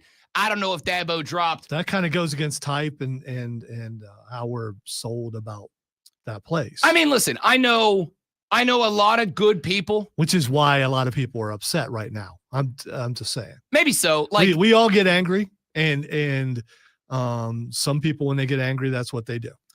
Yeah, and again, I think you look at it through, and you can correct me if I'm taking this too far because it is about you. I think that if you look at it through the lens of cursing is bad, sure, I can see. It's not to me. I don't care. By the way, I mean, there's only one, as far as I know, there's only one curse in the Bible that you're not supposed to say. So I don't curse because I don't choose to, because I choose to be a rebel and not like everyone else. But I don't know if this has anything to do with his religion or anything that people are being critical of. So you'd be wrong in your assumption. No, so I said, correct me if I'm wrong. I mean, because I acknowledge I might be. What I'm saying is, I don't care if Dabo curses on the sideline in a football. I don't care if he curses at a press conference, but I certainly don't care on a sideline of a football game. Do you agree it kind of goes against his image, though? I will say this, because I've been asked that question once already, and my response was... It goes against his sales pitch. That's what it does. The response I'll give is, I've never heard Dabo say or insinuate, I don't cuss. He doesn't do it in front of the media. He doesn't do it in front of the general public. Fine. But I've never heard him say... That's kind of... No. That's the general public, for sure. No. Okay. Because I've never heard him say, I'm never going to cuss my players. I'll never cuss your kids out. Now, if he's telling parents, I'll never cuss your kids out, and then it happened, that's one thing. And on top of that, for the record, I don't know that he cussed. That's just the story. I listened to the audio. I bumped up the volume. I didn't hear anything that made me go, oh, that was definitely an F-bomb. If it was, I wouldn't care. Unless he's telling kids, I won't cuss him. I think we put some stuff on the fans' social media. So I didn't put it there, and I'm not gonna. I don't know. But here's what I will say: I don't care about that. What I did care about was when Dabo went to the presser, and this happened. Of course, you're not going to play. Dabo went to the presser, and he was obviously taking a bunch of questions about it. And now, here's what he said. That was a really brutal year, and lost at home here to South Carolina. Thought I was getting fired right here in this room. Actually, I walked out right there and walked around, and Kath, may get fired today. Graham's sitting in the back there, so I don't know. But can't say I blame him. So, what's interesting? Did he just say can't say I blame him? Yes, he did. Now, so that makes it sound like he if he was fired, he wouldn't be shocked. Right. Okay. Again, I think that Dabo being Dabo and having I don't think that's going to happen, but I mean, still. Dabo being Dabo and having covering Dabo as long as I have covered him from a distance when I was in Florida covering Florida State, and Clemson was the team that they were looking up at, and now obviously being here in the upstate for coming up on 6 seasons now. Dabo Swinney is very tongue-in-cheek behind a mic. The I wouldn't blame him is not what's interesting, because again, I think that's Dabo just being tongue-in-cheek. What I did find interesting was when he said Graham's in the room, talking about 80 Graham Neff. And the reason that is interesting is because, and I got this from a friend of mine, we'll say friend of mine in media who covers every Clemson game in person. And I was told Graham's never in the room for post-game press conferences. He lets Dabo run that thing. This is I got told by a media member, first time that Graham Neff was in the room, and certainly in a way that it was obvious that he was in the room. And so the thought that I had, Vote of confidence. the thought that I had was, as we talked about with Shane in the last segment, do I think Shane got told this is what you're going to do, fire Mike Shula? No. But I do think Shane got told, eyes on, bud. And we see what's on paper and we see what's not good enough, and it's on you to fix it. We're not going to tell you how to fix it. We are going to tell you it better get fixed. I do have to wonder, is this Graham Neff, without giving the vote of confidence, without releasing a press release, without doing a news conference, is this Graham Neff just making sure Dabo sees me? Just know that I'm looking. Just know that I'm invested. Just know that I'm poking around. And so I got asked when I had that conversation with my dear friend who is a Clemson fan, and I said, I think this is not Graham Neff stepping in and saying, Dabo, here's what I want you to do next. I think that this is Graham Neff saying, Dabo, I'm looking. I'm here. I'm eyes on the product. I'm evaluating. I'm analyzing. You better get it course corrected. Do I think Dabo Swinney is on a hot seat for this season? I do not. Because while I have gotten on him a little bit about giving us history lectures about what he has done and not done at Clemson, I do think, as I mentioned earlier in the show, the expectation is the expectation. And even if you're the one that set the expectation, nobody gets to say, yeah, I know I'm not meeting expectations, but let's be real. They're only expectations because of me. And then have somebody with expectations go, you're right, I should lower them. Not in a professional setting. Maybe you can get away with that like in your house, not in a professional setting. And so the vibes to me are, we have eyes on the product. I don't think Dabo's on the hot seat. What I do think is that Dabo is going to be instructed. Your offseason is going to be different this year. Your offseason is going to be different this year. And what I mean by that is, I have called this program over the past few weeks a nepotism program. And I've called it that because, and I'm not telling Clemson fans anything they're not already aware of, and I'm certainly not the only one with this take. Because of the number of former players and former students and friends and family and whatever that are in, on, and around this football program. And I think that Dabo is going to be told, hey, no more. That can't happen anymore. Here's part of the reason why. The Clemson Insider had posted on Sunday, yesterday, posted a very long and very interesting article. Now take it with a shaker of salt. I think the guys at the Clemson Insider largely do a very good job, but this may or may not be speculative. Here's what they wrote on their website. Authored by Will Vandervoort. Dated November 2nd, 2025. Headline, major changes coming to Clemson football. They wrote, quote, it does not matter who you are or what you have accomplished in the past. When your team does not reach its expectations or, even worse, has a historically bad season, things must be changed. The Clemson Insider has spent several weeks gathering information since the Tigers season, which started out with the number 4 preseason ranking, spiraled out of control. Here are some of the issues we have uncovered at this point. And here are the bullet points very quickly. Number 1, we can tell you through multiple sources that there is tension in the football complex and major changes are coming to the football staff. Some of these changes may surprise some of you. If you recall, Dabo Swinney pointed out in his post-game press conference that athletic director Graham Neff was in the room, which we can say is very unusual. Tiger Insider learned that there is some tension between Swinney and the administration at Clemson. Understand, Sweeney is a very proud person, and we are hearing that the administration is pushing him to make serious changes to his program, and Clemson's head coach is not too happy that others are telling him how to run his program after what he has done for the university. If this sounds familiar to you, it should. There were some of the similar problems former Clemson baseball coach Jack Leggett had the year before he was fired following the 2015 season. Remember, Leggett did a lot of great things during his 22 years at Clemson. He won more than 900 games, took Clemson to 6 College World Series appearances, and was inducted into the College Football Hall of Fame. As TCI documented a number of times, it is how the baseball program fell off when recruiting became a financial issue, and we are seeing a similar drop-off in football since NIL started in 2021. We are not saying that Dabo Swinney is going to be fired, and we are confident that will not happen this year. We can just tell you that there are parallels, and Leggett and Swinney are more alike than you might think. Like Leggett, we are told Swinney is feeling disrespected as well. Right now, as Swinney leaves Clemson, we can tell you that is going to be a Dabo Swinney decision. We have been told some other things, but we are working our sources to confirm some of those items, and we will pass them along at the appropriate time. That is from the Clemson Insider. Do I think Dabo's on a hot seat? Not from the perspective of, hey, man, if this isn't fixed by the end of the year, we will let you go.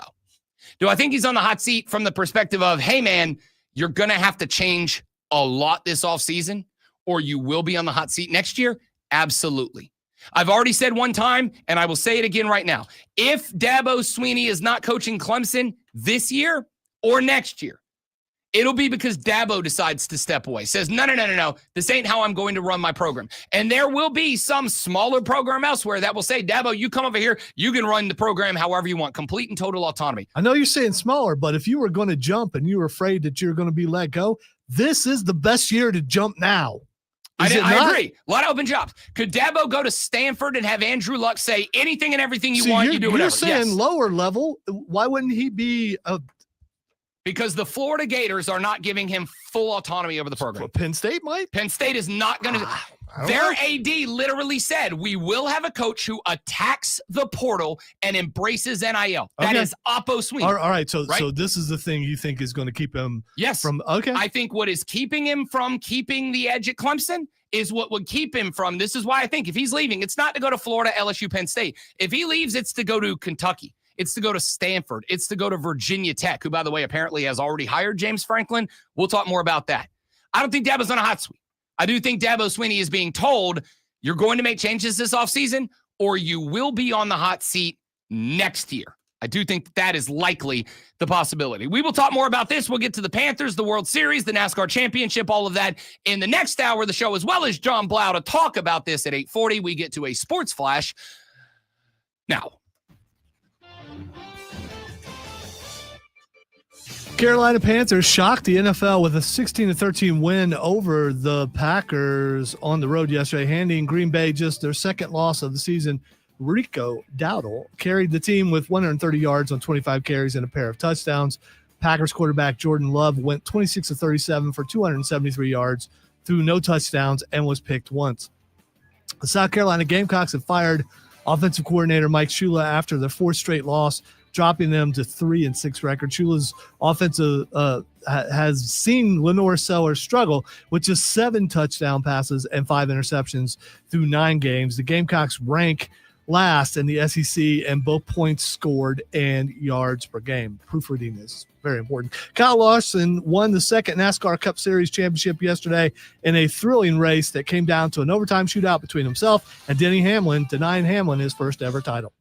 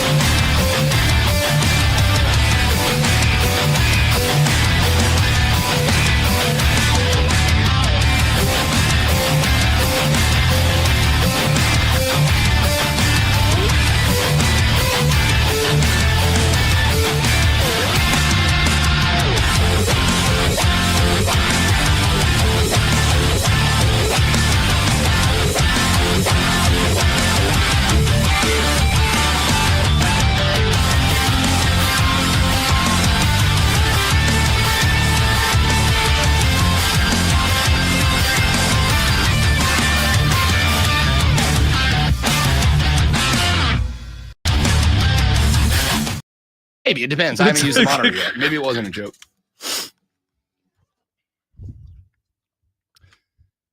John Blau with the Posting Courier will join us in about 40 minutes. We'll get his thoughts on all that happened in the game against Duke. We will get his thoughts on the commentary of Dabo Swinney in the postgame press conference. Got him fined $10K for criticizing officials. The ACC has a policy that says it is detrimental to the game of football when players, coaches, administrative officials criticize officiating. I got to tell you, in a year in which, for the very first time that I am aware of and can remember, the Southeastern Conference has already removed an official from the season, and as that official is retiring at the end of the year, remove them from their job effectively, unless he's like, nah, I don't want to retire. I can't walk off like that. Then is it not logical to look at college football and say, okay, if a conference suspended an official for the regular season for bad calls, is it not logical to say then we absolutely can and should criticize officials? Because very clearly they make mistakes. And I get the point is, yes, they're human and they're going to make mistakes. But I have a couple of other questions as well. There was in the college game,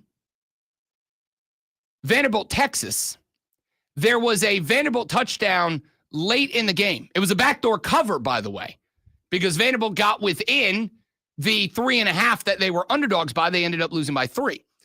There was a touchdown late in that game, and there was a really, really consequential moment of did he or did he not get in with the football? Having looked at it a few times, I thought the ball crossed the end zone, crossed the goal line. Remember, it only has to cross the front edge of the plane. But there's a lot of Texas fans who were swearing up and down he didn't score. Vanderbilt was gifted a touchdown that, even though Texas would go on to win the game, theoretically could have turned it over. Because Vanderbilt, remember, kicked the onside kick and damn near got it. It bounced around a few times. 2 or 3 Vandy boys got their mitts on the rock.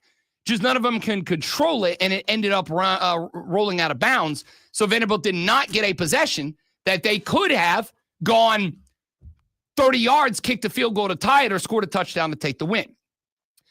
There was the targeting call in the Ohio State-Penn State game. Talked about this back in the first hour. Ohio State I don't want to say got away, because they still called the unnecessary roughness on the defense, but got away with what I thought was a textbook targeting call, right? There's the criteria for targeting. It is forceful contact above the head or neck player with a launch. All 3 boxes got ticked. They reviewed it and said no targeting. And I'm going, if that review leads you to the belief that this is not targeting, then you're going to need to do a really good job of explaining A, why it's not, and B, what the new criteria of targeting is, because clearly the targeting criteria you have laid out, it's missing something else. I don't know what it is. So I get why they don't want people in the game to criticize officiating, but saying we won't stand criticism of officiating basically says we want you all to pretend that our guys are perfect. Well, in a year where we have seen, in one incident at least, the harshest officiating discipline handed out by a league that we have seen so far, what you were telling me is even the conferences know the officiating isn't perfect. And I will say cumulatively over the course of the season. What would you like? What would you like? Would you like all coaches and players have the ability to say whatever they want about the officiating? I mean, yes, but I know that's not going to happen. Listen, let me be clear. I'm not arguing for a change primarily because I know that I would be arguing with a brick wall. It's not going to change. Okay, because that's what it sounds like. Would I like a change? Sure. Would I like coaches be able to break down officiating? Yeah, absolutely. But I also understand why, because it's kind of a floodgate scenario, right? If you say there's only one little hole in the dike and we're okay with that, that one hole ends up becoming the breakdown of the dike. I get it. But on the flip side, to pretend like there's not officiating problems is a problem. The dike is it's like it's a dam, but it's in Sweden, I believe. There are some people that know what that means. So A dike is, if I recall correctly, taking it back to my high school days. A dam is used for usually used to generate some sort of electricity and is capable of holding water back on both sides versus a dike where it only holds water back from going one direction, right? Like the water can flow back the other direction through it, but it can only go in one direction. It's unimportant. So they probably have a bunch of those in Louisiana? No, we got levees primarily where I'm from. All right. We got levees. This is a totally different thing. Yeah, so, levee. Well, a levee usually runs parallel to a body of water and is used to keep the channel. Okay. Right? All right. You all cared about this, I know. So, Dabo Swinney also pointed out that, as we mentioned and played the audio for you in the last segment of the show, that Graham Neff was in the press conference, post-game press conference, and we have now had at least a few media people who have said, that's unusual. That hasn't happened yet. My theory, speculative as it may be, my theory is this is just a quiet caution to Dabo Swinney that, hey, I'm involved now. I'm invested now. You know, it's been your thing. It's been your program. You've run it the way you've wanted to run it for a very long time. When you were winning a bunch of games, no problem. But you're not now. You're not now. And let me tell you where that comes from. I do not think that it is necessarily a loss of faith or belief in Dabo Swinney. I think it is very simply a spot of concern. Oh. Okay, this is probably going to be a thing that we do today and tomorrow because you know what's coming up. NFL trade deadline. Oh, yeah, that's tomorrow. Yeah, Tomorrow. I believe it's tomorrow. All right. And first playoff rankings. Tomorrow's going to be actually, Wednesday is going to be a busy day because all that's going to happen after. The Dolphins are trading star pass rusher Jalen Phillips to the Eagles for a third-round pick. The Dolphins fired their general manager, Chris Greer, over the weekend. Chris Greer had been the GM for the Dolphins for 9 years now. And obviously, the fight going down right now is, why did Chris Greer lose his job but not Mike McDaniels? And there's two sides of the argument here. Argument number one is Mike McDaniel should go too. Mike McDaniel is the architect and he should be let go. But there's another side of the argument that is developing right now. And I think it is, honestly, I think it's more fair than it's necessarily being given credit for. I think the other side of the argument and the reason that this is being discussed, broken down, whatever, is because a lot of folks are now starting to look at the roster of the Miami Dolphins and go, especially after Tyreek got lost for the season, it's not that good. Like, honestly, it's a pretty bad roster, and that's Chris Greer. I think the bigger story is this is not the first trade that Philly has made on their defense the last couple of weeks. No, it's not.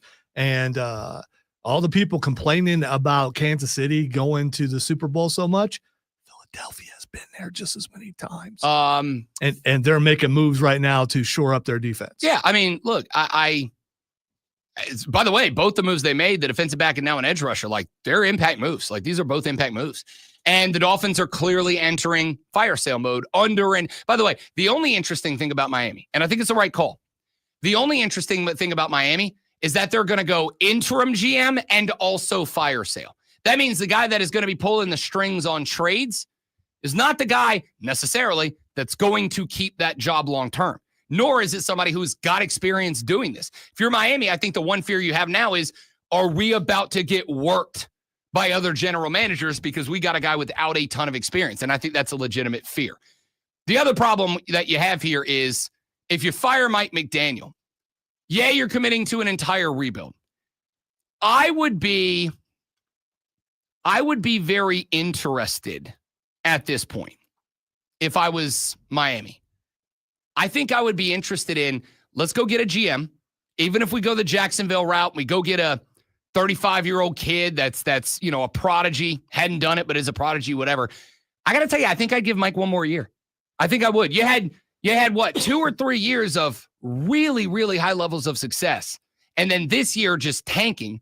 But also Chris Greer, who really kind of gave Mike everything he wanted to set up his offense the first 2 years. And this past offseason, kind of like, no, look at me. I'm the general manager now. I don't know. It's a weird situation in Miami. We'll talk more about that because I do think we are about to get to some very interesting parts of the NFL season, with trade deadline being, I believe, 4 p.m. tomorrow. We will get to that as we get closer to that. And again, Wednesday's show will have a wrap because now I'm also at the spot, and we talked with Rashad Beard about this. If Carolina goes to Green Bay and they lose to the Packers yesterday, I told Rashad, I think guys like Chuba Hubbard that are, on the last year of their deal, I think they're trade pieces at that point. I think you roll with Rico. I think they're trade pieces. You're 5-4 now. You're 5-4, and the team that sits atop the NFC South is missing their top 2 wide receivers. Their top 2 wide receivers are now out. If the door has been open, it's open now. And I don't, if you're Carolina, maybe you don't make the moves that I thought you were going to make when we were here on Friday. We'll talk more about that. And as mentioned, we have got the first college football playoff rankings that will drop tomorrow afternoon as well. So on Wednesday's show, we'll spend quite a bit of time on both the trade deadline in the NFL and the first college football playoff rankings that will come out tomorrow afternoon. So let me go back and I'll finish on Dabo and Shane Beamer, and then we'll move on to some other college football stories. John Blau at 8:40. We'll do the pro stuff, the World Series, the NASCAR Sprint Cup Championship, and the NFL moves that are taking place already in the 9 o'clock hour of the show. So I think Graham Neff was in the press conference effectively giving Dabo a heads up of, I am invested. I'm not going to come in here and tell you, because again, Graham Neff didn't do a press conference. He could have. He didn't put out a press release. He could have. He didn't issue a vote of confidence. He could have. He hasn't done anything. He was just there. And I think if you're just there, you're basically like, hey, look, literally, I'm here. I'm invested. I'm part of this now. And while you have had full autonomy over the program, you don't now. And I think that there's something to be said for that. So I think what you're looking at is a pair of head coaches. Different philosophies about it, but a similar setup. The setup being both of these coaches have been given full autonomy over the football program. Hey, look, go run this thing the way you think it needs to be run to be the best that it can be. You have 2 coaches of 3 and 5 football teams that are now being told the expectations are not being met. And I mentioned in the last segment that I think this is being driven by fear. And here's what I mean by that. Since NIL and since the portal popped up, since Rev Share has popped up, since all of these stories have popped up, I have a number of times made the comment that if you as a football program are not moving forward, you are falling behind. Because I want you to look around the rest of college football. The few benchmarks I have used. Indiana just handed out a $96 million contract to Kurt Signetti. Why? Because he strapped a rocket on the back of Indiana, and they are now the number 2 team in the country for multiple weeks in a row. I look at Texas A&M. They are going to give Mike Elko a lot more money. Why? Because after the departure of Jimbo, Mike Elko has strapped a rocket to the back of the Aggies. They are now 3 in the country with an 8-0 record. Look at Dan Lanning, rocket to the back of the Ducks. Undefeated year last year, Big Ten championship, and got the hardest path to the national championship playoffs, won a game, whatever. They were in the mix. Ole Miss is at number 7, 8-1. Only loss, Georgia, a very good team. Lane Kiffin is the most highly prized head coaching candidate in the pool right now. And I've said this a few times. In years gone by, There's not a doubt in my brain that Lane Kiffin is going to Florida or LSU, and he's getting paid $97, $98 million to do it.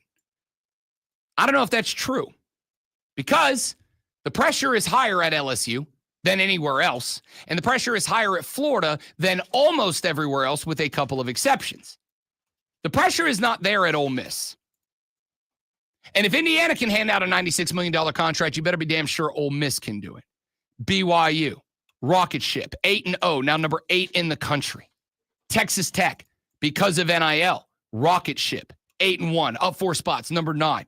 Notre Dame, Oklahoma, Virginia's in the mix. Louisville's in the mix. Vanderbilt just took their second loss. Until this weekend, they were a top 10 team.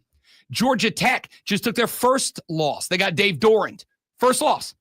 Until this loss, they were a top 8 team. Now all the way down at number 16. And we'll talk about that later on. I think that win over Clemson is probably the reason that 8-1 Georgia Tech is now behind 7-2 Vanderbilt and 7-1 Louisville.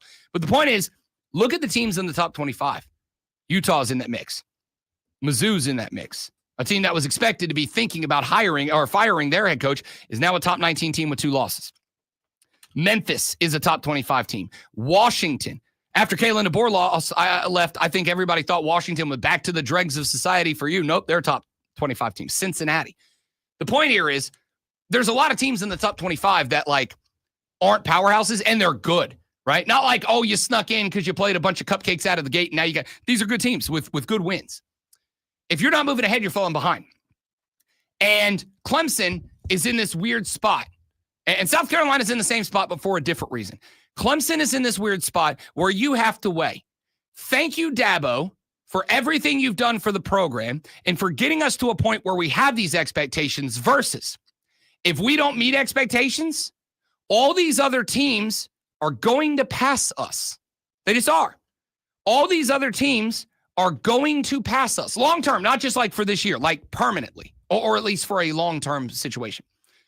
So you've got to weigh everything Dabo's done for you and the franchise, for the program, versus your spot in college football right now, versus your tier. Do you want to take the risk that you keep falling down the ranks of college football, but hey, at least we continue to show gratitude for Dabo who made this disappointing? Or do you want to say, we'll show gratitude to Dabo, we're going to name the stadium after him, we'll build a statue, we'll do this and that and the other, but we got to move on because we don't want to fall like a rock down the college football landscape. Over in South Carolina, the reality is Shane Beamer showed up, showed a lot of love for the university, got the fans back on board. They're as engaged and as energized as they have been in a very long time. And so you've got to weigh the fact that he got you just being talked about again versus if this is what we can expect when we have a Heisman Trophy caliber quarterback. And again, maybe we were all wrong and Lenora Sellers really isn't that good, right? Like I do think somebody pointed it out to me and I think it's a good opinion. Maybe we were all wrong and Lenora Sellers just isn't that good. And maybe Mike Shula ran a simplified offense because Lenore's can't handle everything else. But I point at the last 4 games of last year, and I point at the Alabama game this year, and I go, I didn't see that. So you kind of have to weigh. Shane, you got here, you energized the fan base, you made everything awesome, you've built the brand, versus if we don't start turning that into wins, none of that's going to matter. Nobody's going to care about a team that's really funny on social media but goes 5-7, 4-8 every year. It's a balancing act that every school has to do to determine how do we make sure that we are keeping our space in the college football landscape and moving ahead along with all the other teams that are moving ahead versus all the off-field stuff that deserves some level of credit, appreciation, respect, whatever. That's the spot both of these programs find themselves in. All right, when we come back, let's take a look at the rest of the college football landscape and what went on this weekend. And then John Blau with the Post and Courier will join us. We'll get his thoughts on the loss to Duke. We'll get his thoughts on the commentary around Dabo Swinney and more. All of that coming up on the Rob Brown Show in the Fan Upstate. All right, guys, stay right there. We'll be back in just a minute.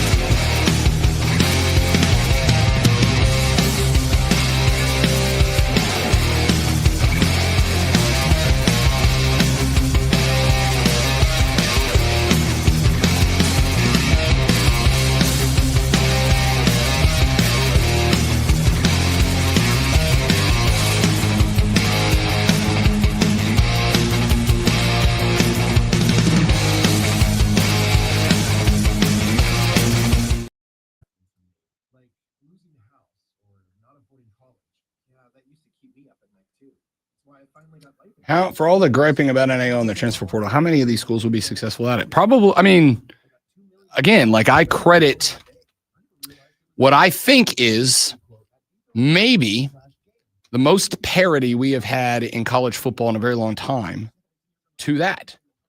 I do. I put full credit to that. And again, like I think parity is good for sports, personally. Like if you're a fan of a blue blood that's just always on top, I could see how you would think it's not. But like if you're one of the 122 schools that aren't traditional competitors, I would think it's good. You certainly think it's good if you're Indiana. You certainly think it's good if you're Oregon, if you're Ole Miss, if you are BYU, Texas Tech. Blue Bloods definitely take advantage of it too. Oh, for sure. But I again, like the Blue Bloods can only put so many guys on the roster. And roster limitation is as much it as anything else. But they can only have so many guys. And if I'm going to be a 3-year bench warmer at Ohio State to maybe play my last year and fully know that like all it takes is one 5-star recruit to come in and I don't play at all, or I can transfer and go play for Indiana where I know I'm probably going to be a stud and make more money. Unless you're a wide receiver, then bide your time at Ohio State, and you're going to be be like, wait, why were you the number 3 receiver last year? Real hard to say no to that. Yeah. Real hard to say no to that. I get it on all the other stuff, though. They've had a good string of wide receivers, though, and guys that you don't realize were on the same team, but the 2 guys that just got drafted so highly. According to Penn State's interim coach, these are the best 2 wide receivers he's ever seen at Ohio State. I think that's kind of a stretch, but I mean, you know.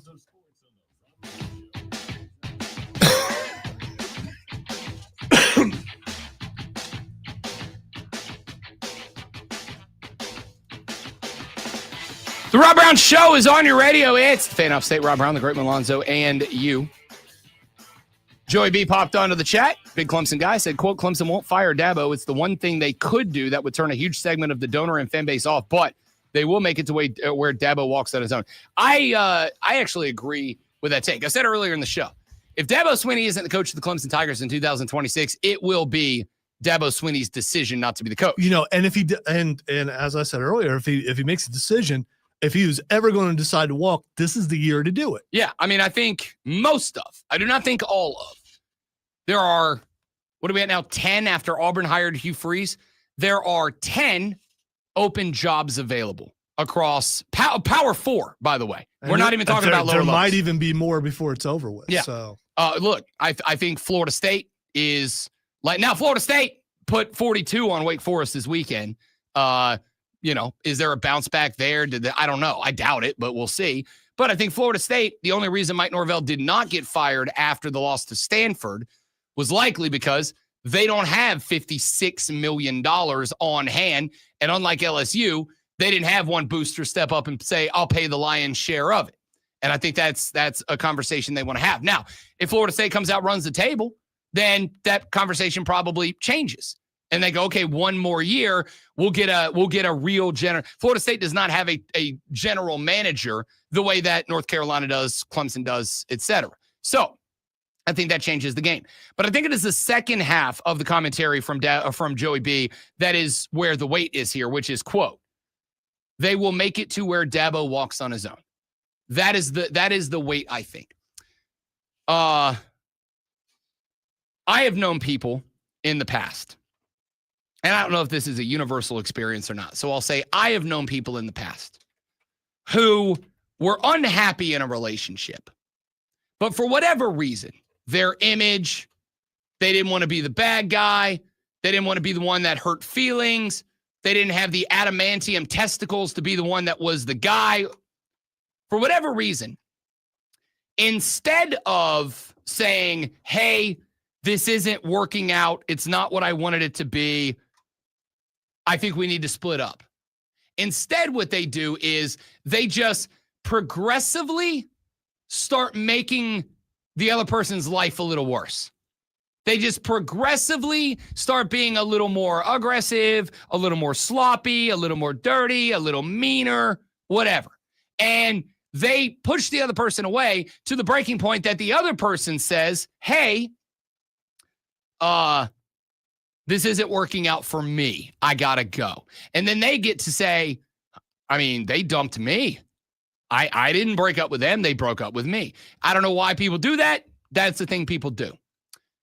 And I'm not saying that is what Clemson is going to do. I'm not saying that they are going to intentionally make life more miserable for Dabo Swinney. What I'm saying is they will progressively, step by step, take the full autonomy that Dabo has over the Clemson program away from him.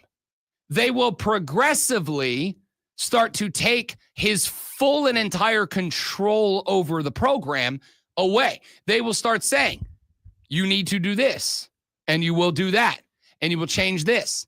And it may, I think it will start this offseason with, as we pointed out earlier in the show, I think that, and I am not alone in this thought, Clemson is a program run by nepotism right now. The coaching staff are Dabo guys. It's former players, it's friends from other jobs, whatever. And for the record, I don't think that the South Carolina job is nepotism per se, but I do think there's shades of it. I think a lot of the guys there, including my Shula, they're Beamer guys. And I think so far, I think we can say that Shane Beamer has been very hesitant to move on from Beamer guys. That's why I've said I think there's a lot more in common with these two programs failing to meet expectations this year. I think there's a lot of common ground on the reason why. So I don't think Clemson is like, what can we do?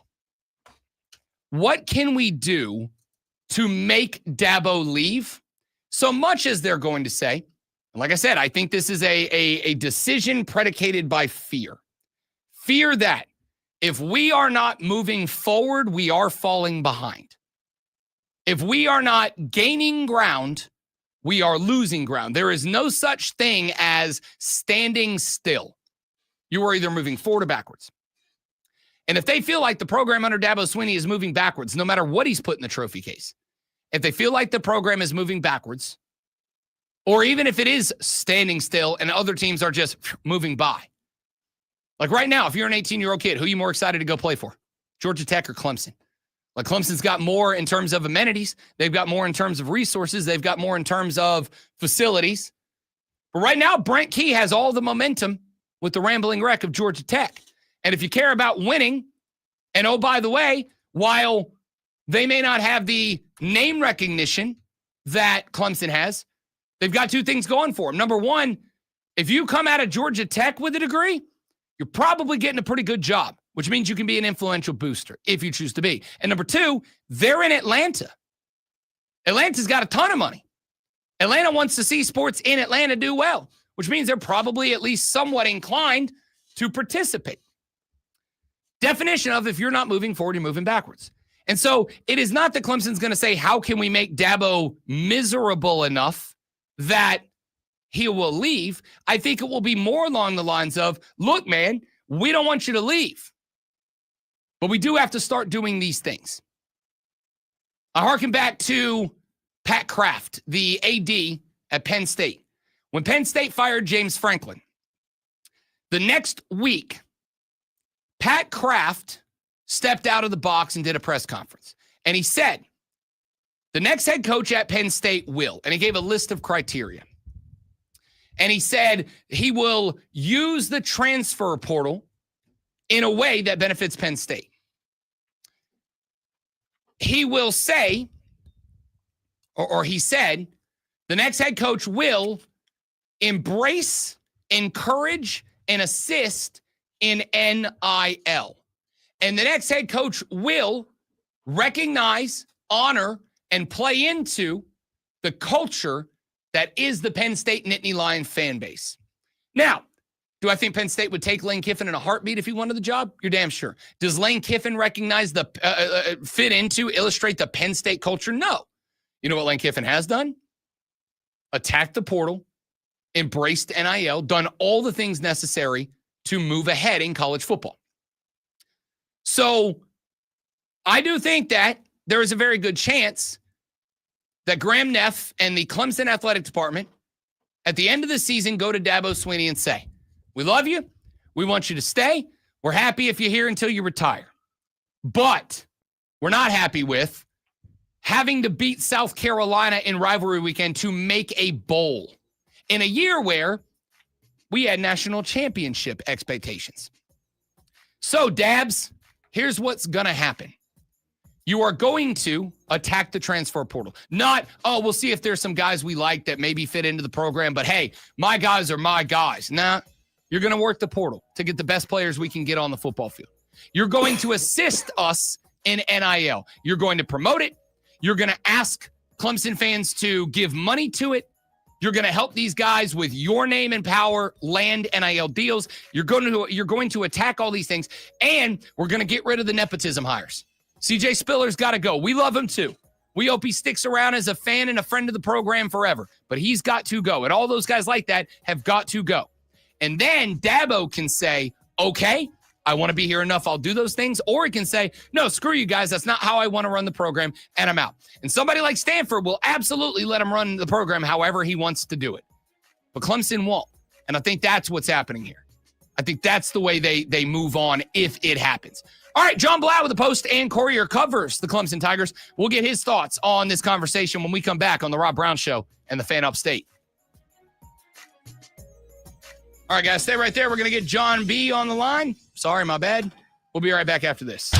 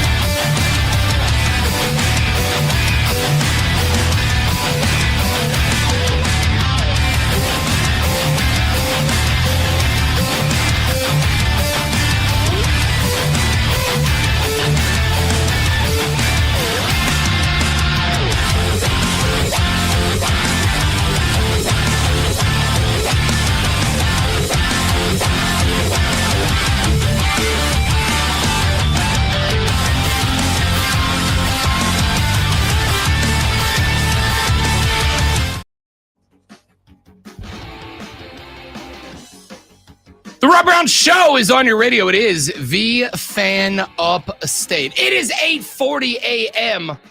on a Monday morning, and that means it is time to go to the phone lines, take a little virtual road trip right on down the road to Clemson, South Carolina, where we find a young man who covers the Clemson athletic department for the Post-Courier, kind enough to give us some time every Monday to talk Clemson athletics. John Blau joins us now on the phone, and John, I imagine the last 2 days of your life have been quite interesting, sir. Have you slept a wink since Saturday afternoon?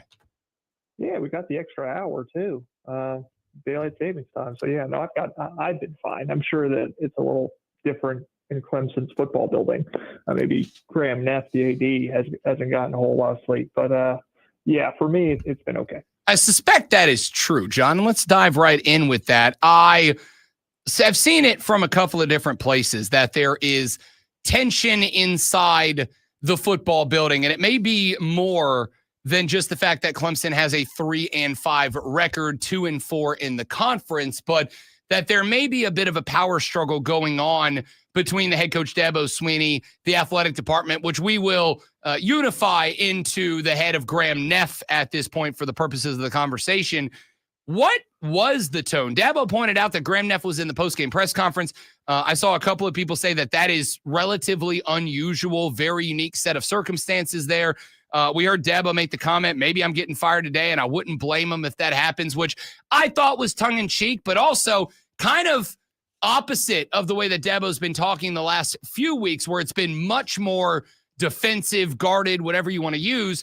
What is the tone and the thought about where the program is right now? Yeah, I think it was a little tongue in cheek, but yeah, I've seen Graham up, on that level of the building where the press conference, is. So that's not completely unusual for him to be in the room. Yeah, is a little different. At least I haven't heard that called out before. Obviously, Dabo thought it was different enough to point it out, but yeah, I mean, a little more defensive in previous weeks because they hadn't lost all these games in a row. I mean, you get to the point where you've lost 6 straight games. Power conference teams at home.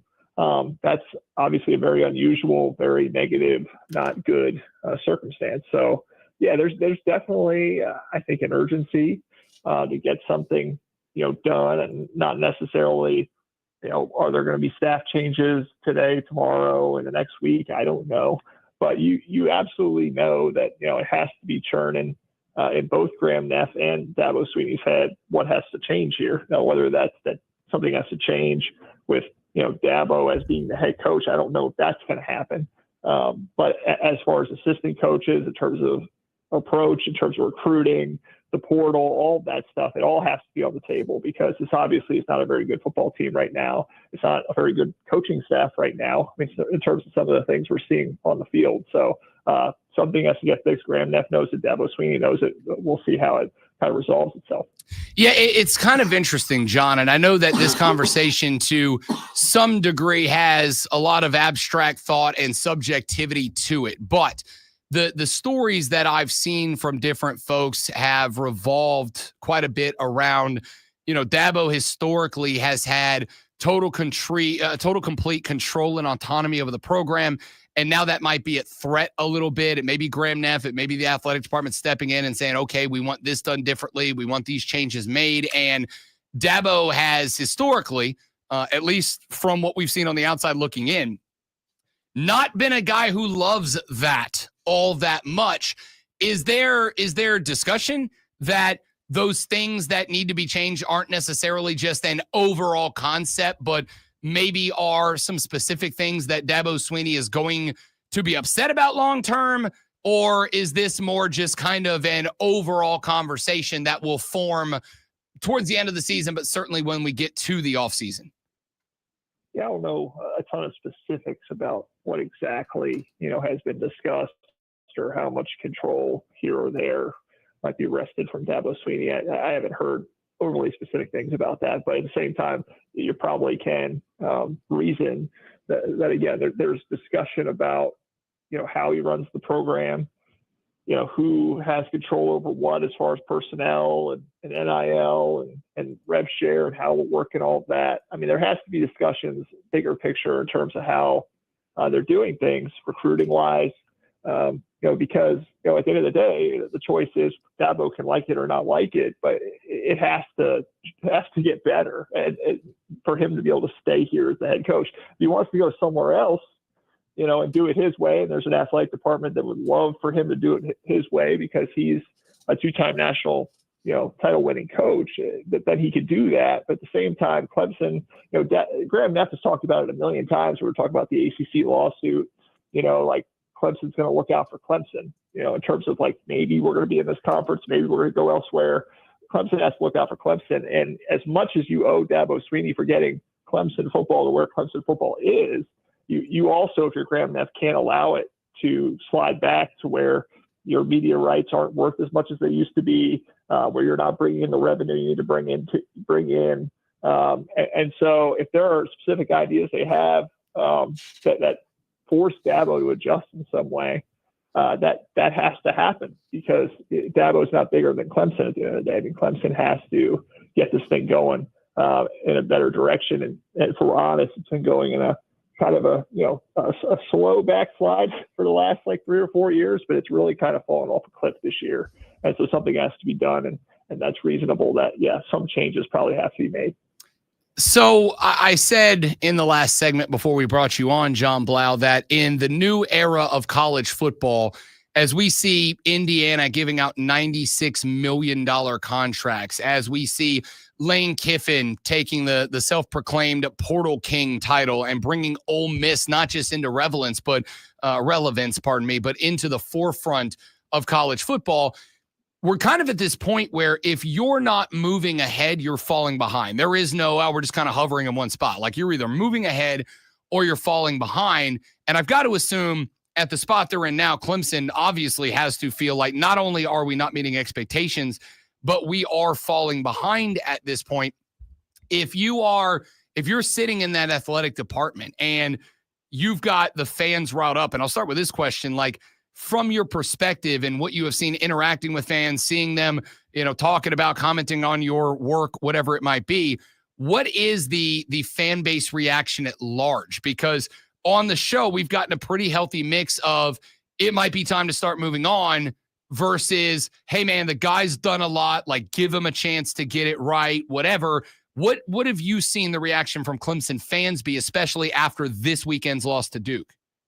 Yeah, I mean, it's kind of hard to tell because obviously when you're on Twitter and you're on that world, like, that's, I think only like 20-something % of U.S. adults are on that website, but then you think it's everything. But as far as Twitter, I mean, there's a lot of people want, change. They seen enough, or they don't want Dabo fired, but they want him to adjust, and they don't really like some of the comments as far as, again, not appreciating me and the titles and all the stuff we've won. I think one of the more interesting things is I think I watched Eric McClain, ACC Network guy, doing his podcast this morning, and he was talking about, he's discussing with Aaron Murray, the former Georgia quarterback, like, maybe Dabo, it would be good at some point if he were to maybe look elsewhere on his own terms, go somewhere else. And I don't think Eric like fully agreed with it, but it was at the same time, I was like, yeah, well, maybe, and so there is kind of that idea that's starting to live in people's heads that maybe this isn't going to work out. I think there has been a lot of trust even earlier this season that Dabo was going to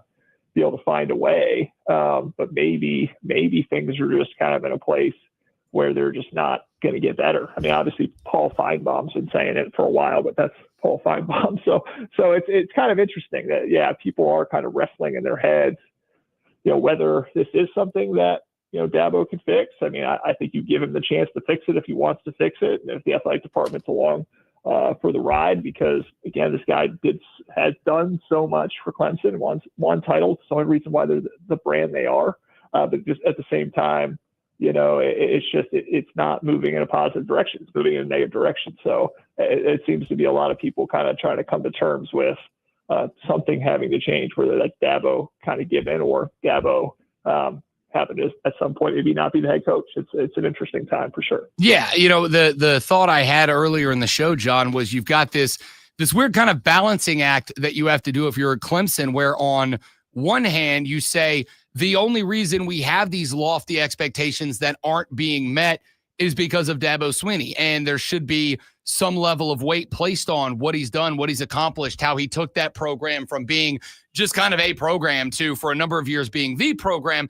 On the flip side, once you are the program, you don't want to give that up. You don't want to walk it backwards. Like, you're not going to go, oh, we had a pretty good run of championships there, and now we're just fine being a perennial 8-4 team again. And if we're backsliding, you've got to pick a side on that spectrum of, do we let Dabo do what he wants to do forever because he made us great, he won us 2 titles, we played for 2 more, or do you say it's time for us to start either making Dabo make changes or make changes about Dabo because we don't want to hit that backslide? And John, I do not envy Graham Neff or whoever it is that has to decide which side of that scale, because it is, to me, it is one side or the other. It's black and white. You got to pick one.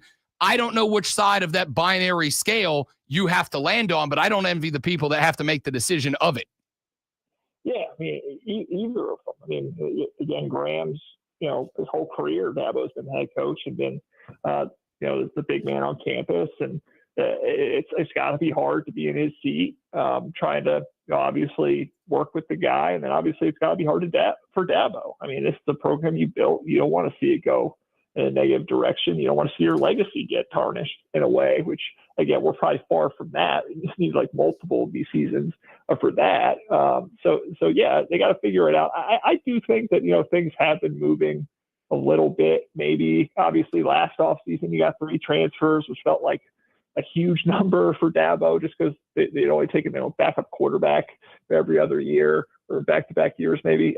I'm forgetting with Paul Tyson and Hunter Johnson, but they brought in Kevin Kelly, the former scouting head of the Chargers. Like, he's there for self-scout and in terms of evaluation of other players and who you're going to bring in and stuff like that.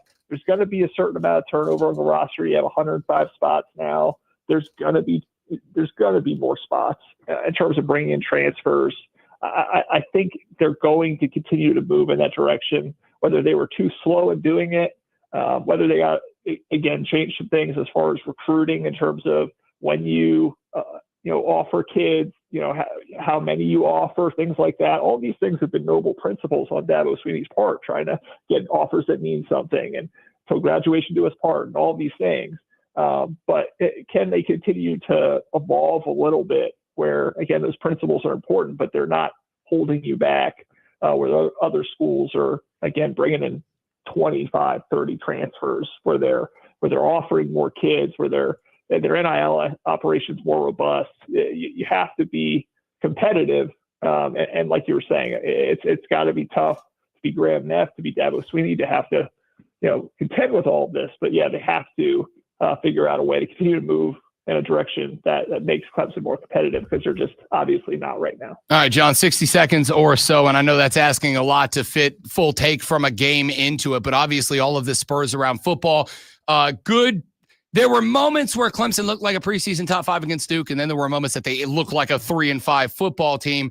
What was your overall takeaway from that game, and what does it say to you about the potential landing spot for the final results of the season?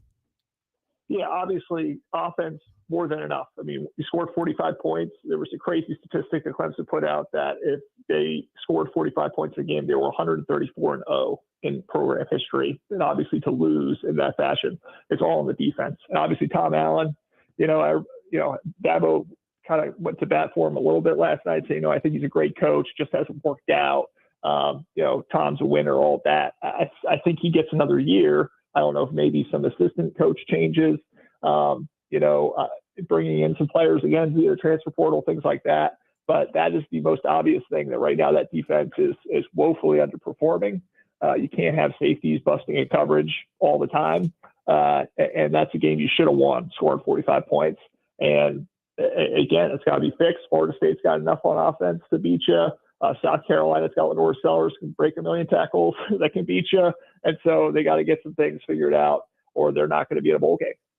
John Blau covers the athletic department for the Post and Courier. Hopefully next week we'll actually get to talk football, but man, what an interesting time to be covering this program. John Blau, I'll be following you intently this week, buddy, because I expect there's going to be some very interesting pieces written, and I wish you the best of luck with the next 7 days, pal. I appreciate it. Thanks, Rob. You got it, buddy. John Blau, Post and Courier. Follow him on X at JONBLAU. John_Blau. If you're a Clemson fan, he is a must follow. I would especially say this week, if no others. When we come back, final hour of the show, we'll wrap up the college stakes. We'll talk about the pro stuff, the World Series, the NASCAR Cup Championship, and the NFL. All of that after. Speaking of pros, Lon's Pro with a sports flash because his name ends in a O. Pro. Sounds like a lawn service. I don't know. We'll take care of your grass. Come on over. Carolina Panthers shocked the NFL with a 16-13 win over the Packers on the road yesterday, handing Green Bay just their second loss of the season. Dabo carried the team with 130 yards on 25 carries and a pair of touchdowns. Packers quarterback Jordan Love went 26-37 for 273 yards, threw no touchdowns, and was picked once. South Carolina Gamecocks have fired offensive coordinator Mike Shula after their fourth straight loss, dropping them to a 3-6 record. Shula's offense has seen Lenore Sellers struggle with just 7 touchdown passes and 5 interceptions through 9 games. The Gamecocks rank last in the SEC in both points scored and yards per game. And Kyle Larson won his second NASCAR Cup Series championship yesterday in a thrilling race that came down to an overtime shootout between himself and Denny Hamlin, denying Hamlin his first ever title.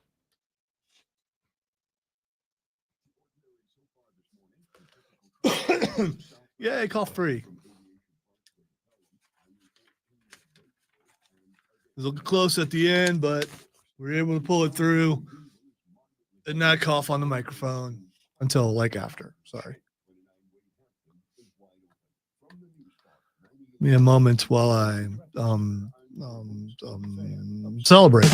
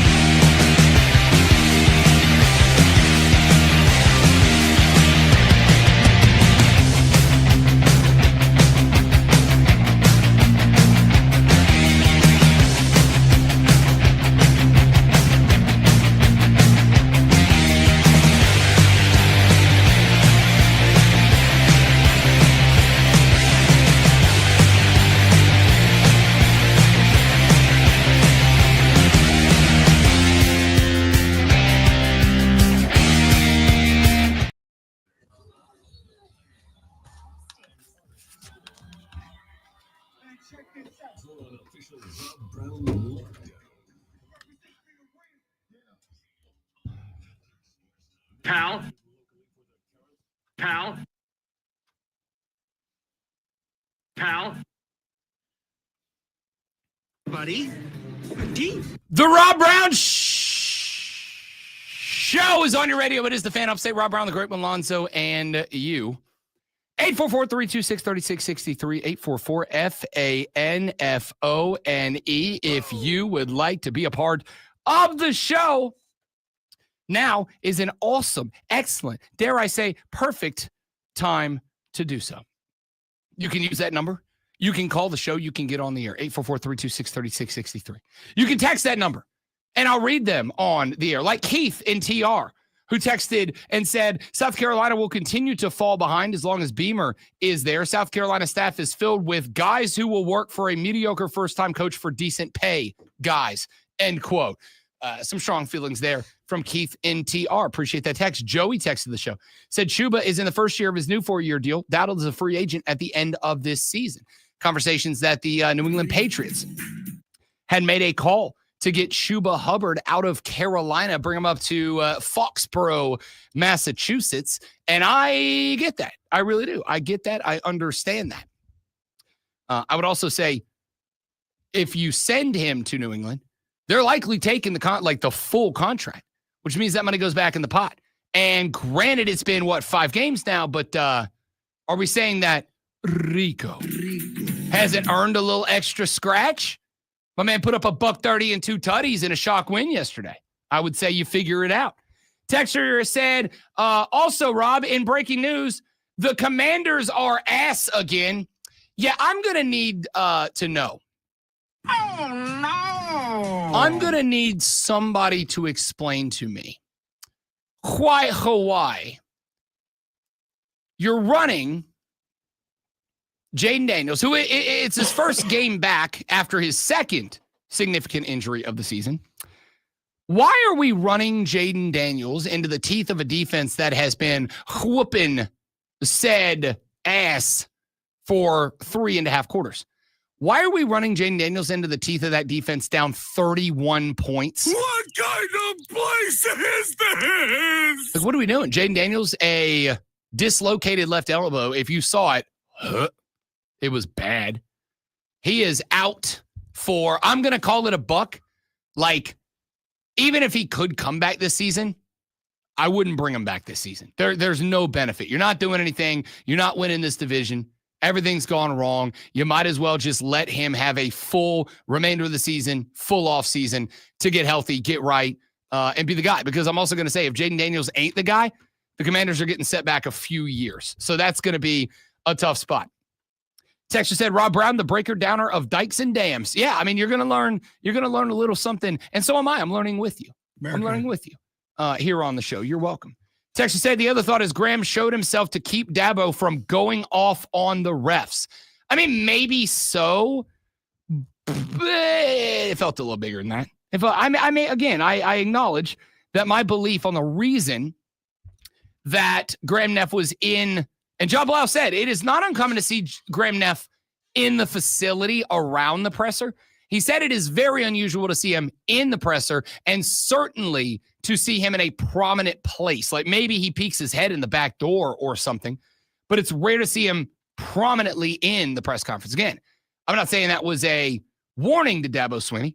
I think it was very much more in line with just a heads up, eyeballs are on the program, dude. He seemed to take it as that because he pointed out that he was in the room. That's true. I mean, so obviously he's acknowledging, okay, I get it.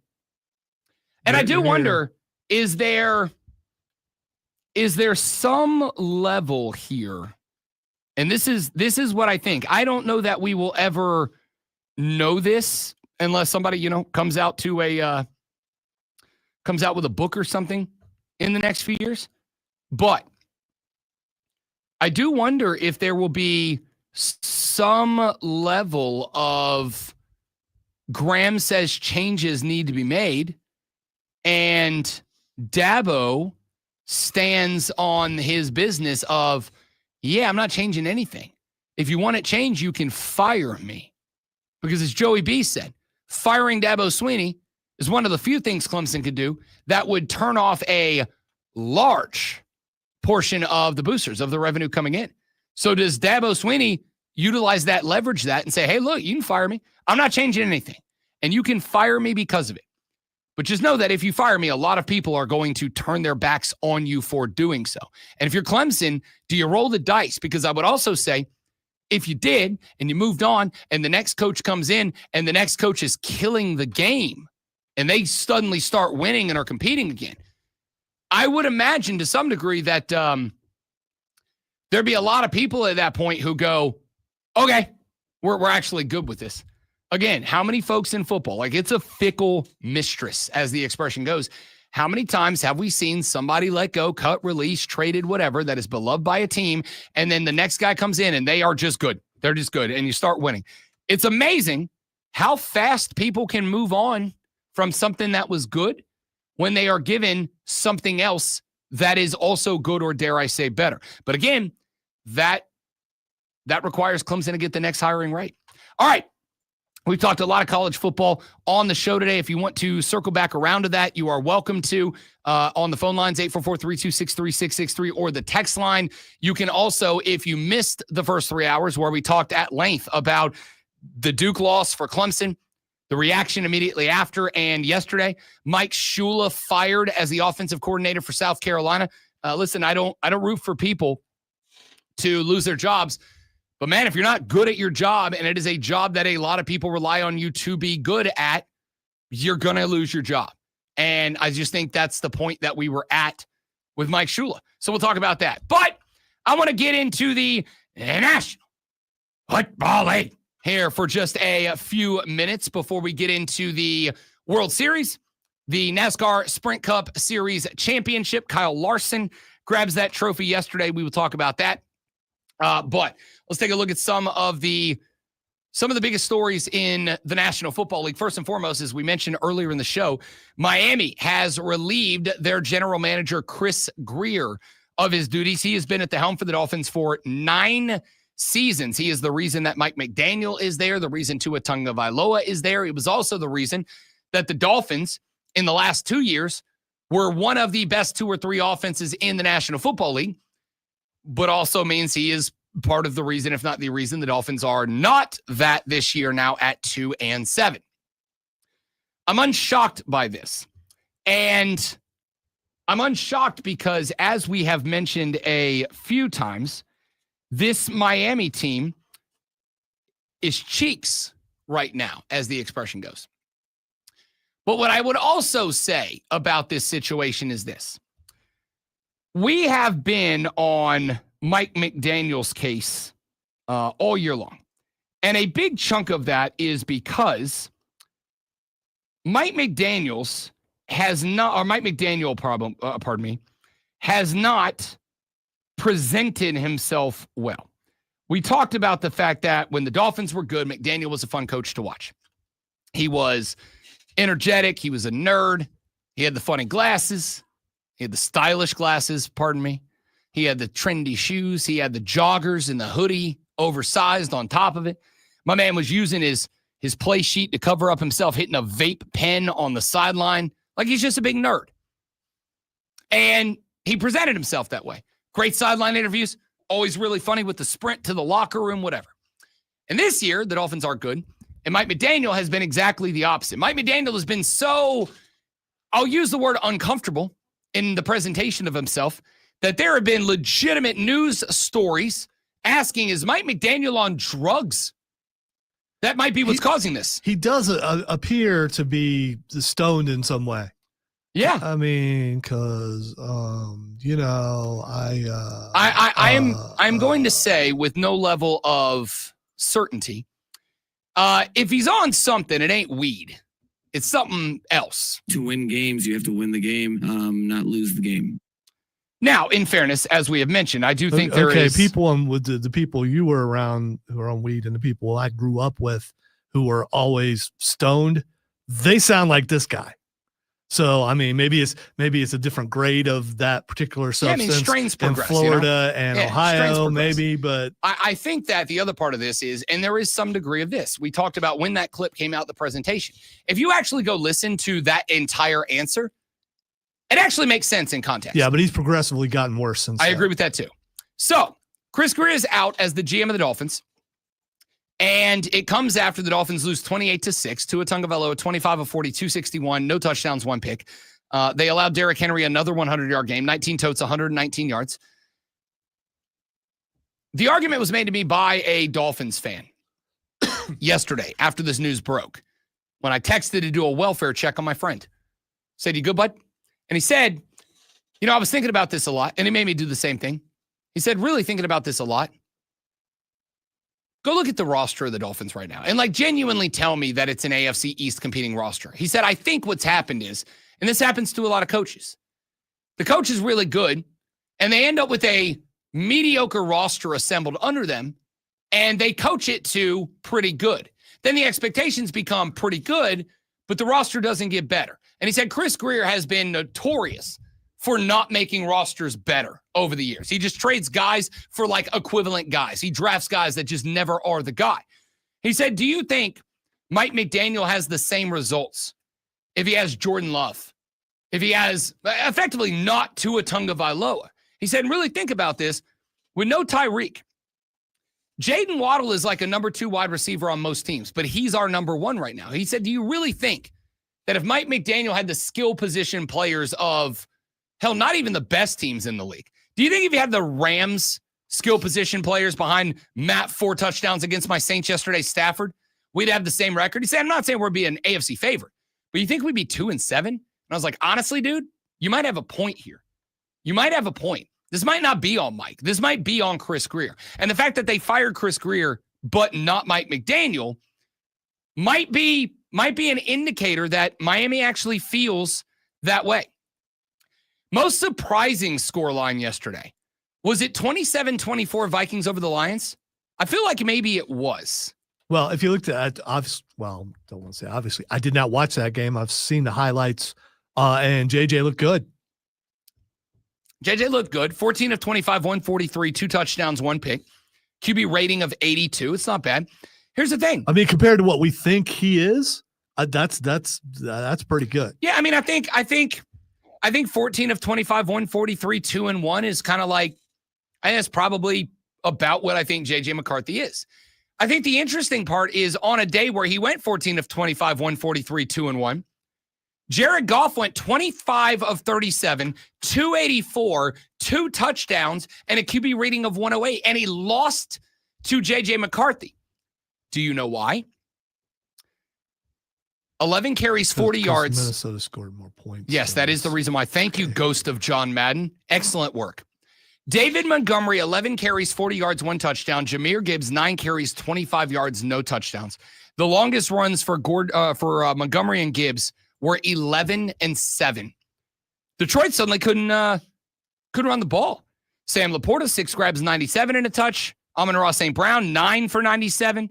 Jameson Williams, 4 for 66 and a touch.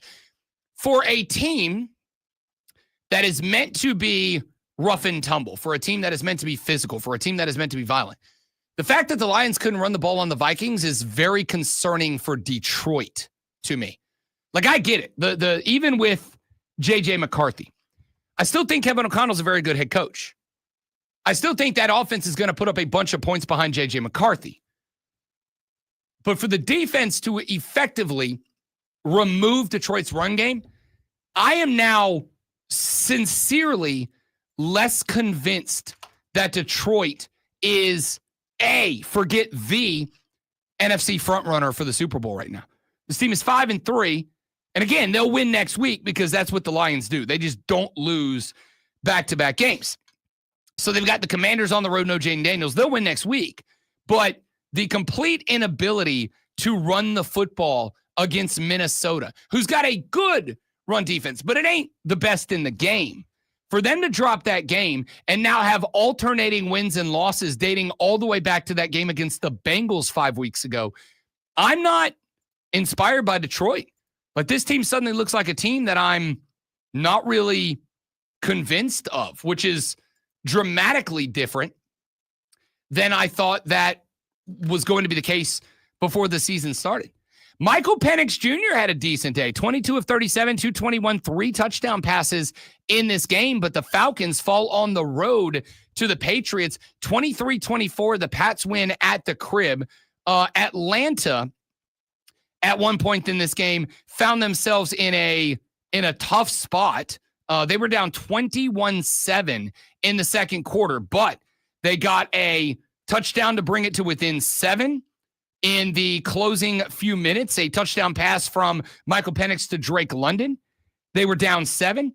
They held New England to a field goal on their next drive in the second half. They would get a pick from Drake May. Atlanta would score a field goal, make it 17-24. Atlanta would get a touchdown in the fourth quarter to get within 1 because the touchdown was followed up by a missed PAT. Now they're down 1. They did get one more possession, but they couldn't do anything with it. 6 plays, 23 yards, $137 to end in the turnover on downs. They lose by a point. Frustrating because that game could have gone to overtime.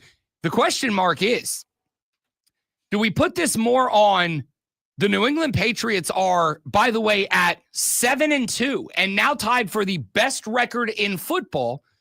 Are the Patriots good or are the Falcons not? Or do you go, hey, that's a really good performance by Atlanta, a really good performance from Michael Penix Jr., They just don't have a kicker, because that's been a historically problematic thing for Atlanta the last couple of years. I genuinely don't know what to do with Atlanta after this. New England gutted it out, got the win, but the missed XP kind of was the game here. So I don't know what to make of that team. Steelers get the better of the Colts, 27-20. Danny Dimes, 342 and a touchdown. Didn't matter. How about the Pittsburgh Steelers? I had no thought the Steelers were winning this game. Aaron Rodgers, 25 of 35, 203, 1 touchdown. The Steelers had, and this is why the game's mind-numbing to me, the Steelers had 38 rushing yards and 203 passing yards. I think Daniel Dimes threw 3 interceptions. He sure did. He sure did. 3 picks. I mean, the turnover battle lost. They were down quite a bit until I think the fourth quarter when they came back. That's a shock. That might be the shocking. I was going to say it was Viking Lions, but that might be the most shocking result. Broncos get by the Texans. C.J. Stroud knocked out with a concussion. Jags need everything in their power to get an OT road win over the Raiders, now 5-3. Bills get the better of the Chiefs. No shortage of controversy in that game. Seahawks 38-14 winners over the Commanders. That game wasn't anywhere close. 24 points in the second quarter. Sam Darnold threw 4 touchdowns all in the first half. That ball game was over at that point. But the story, Jaden Daniels down 31 being run as a quarterback in the fourth quarter, dislocates his elbow. He's done for the year. When we come back, let's talk World Series. LA Dodgers get it done, back-to-back champs. We'll talk about that, and damn, how good was that World Series? That's next on the Rob Brown Show on the Fan Upstate.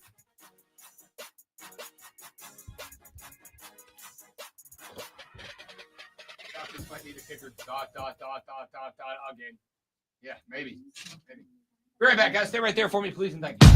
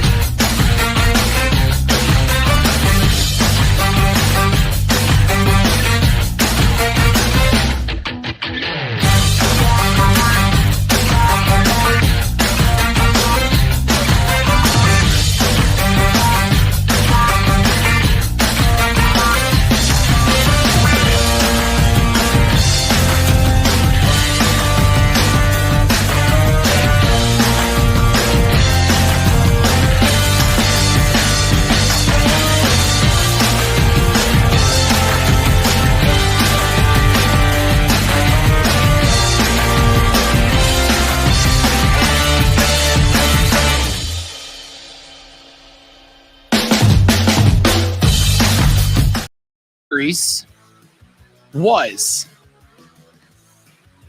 I do my best not to have a reaction like this so immediately after a season is over. I try to give it some time. That's how you gain perspective. You take time. You allow the recency bias to wear off. You allow your time to kind of think. You allow yourself the time to think through stuff before I make knee-jerk reactions. That's how I handle it. But I could not help but Saturday night at the conclusion of Game 7, an 11-inning, I mean, clenched up tight enough to turn coal into diamonds type Game 7. Any series that goes to Game 7 is an electric series. That was an electric Game 7.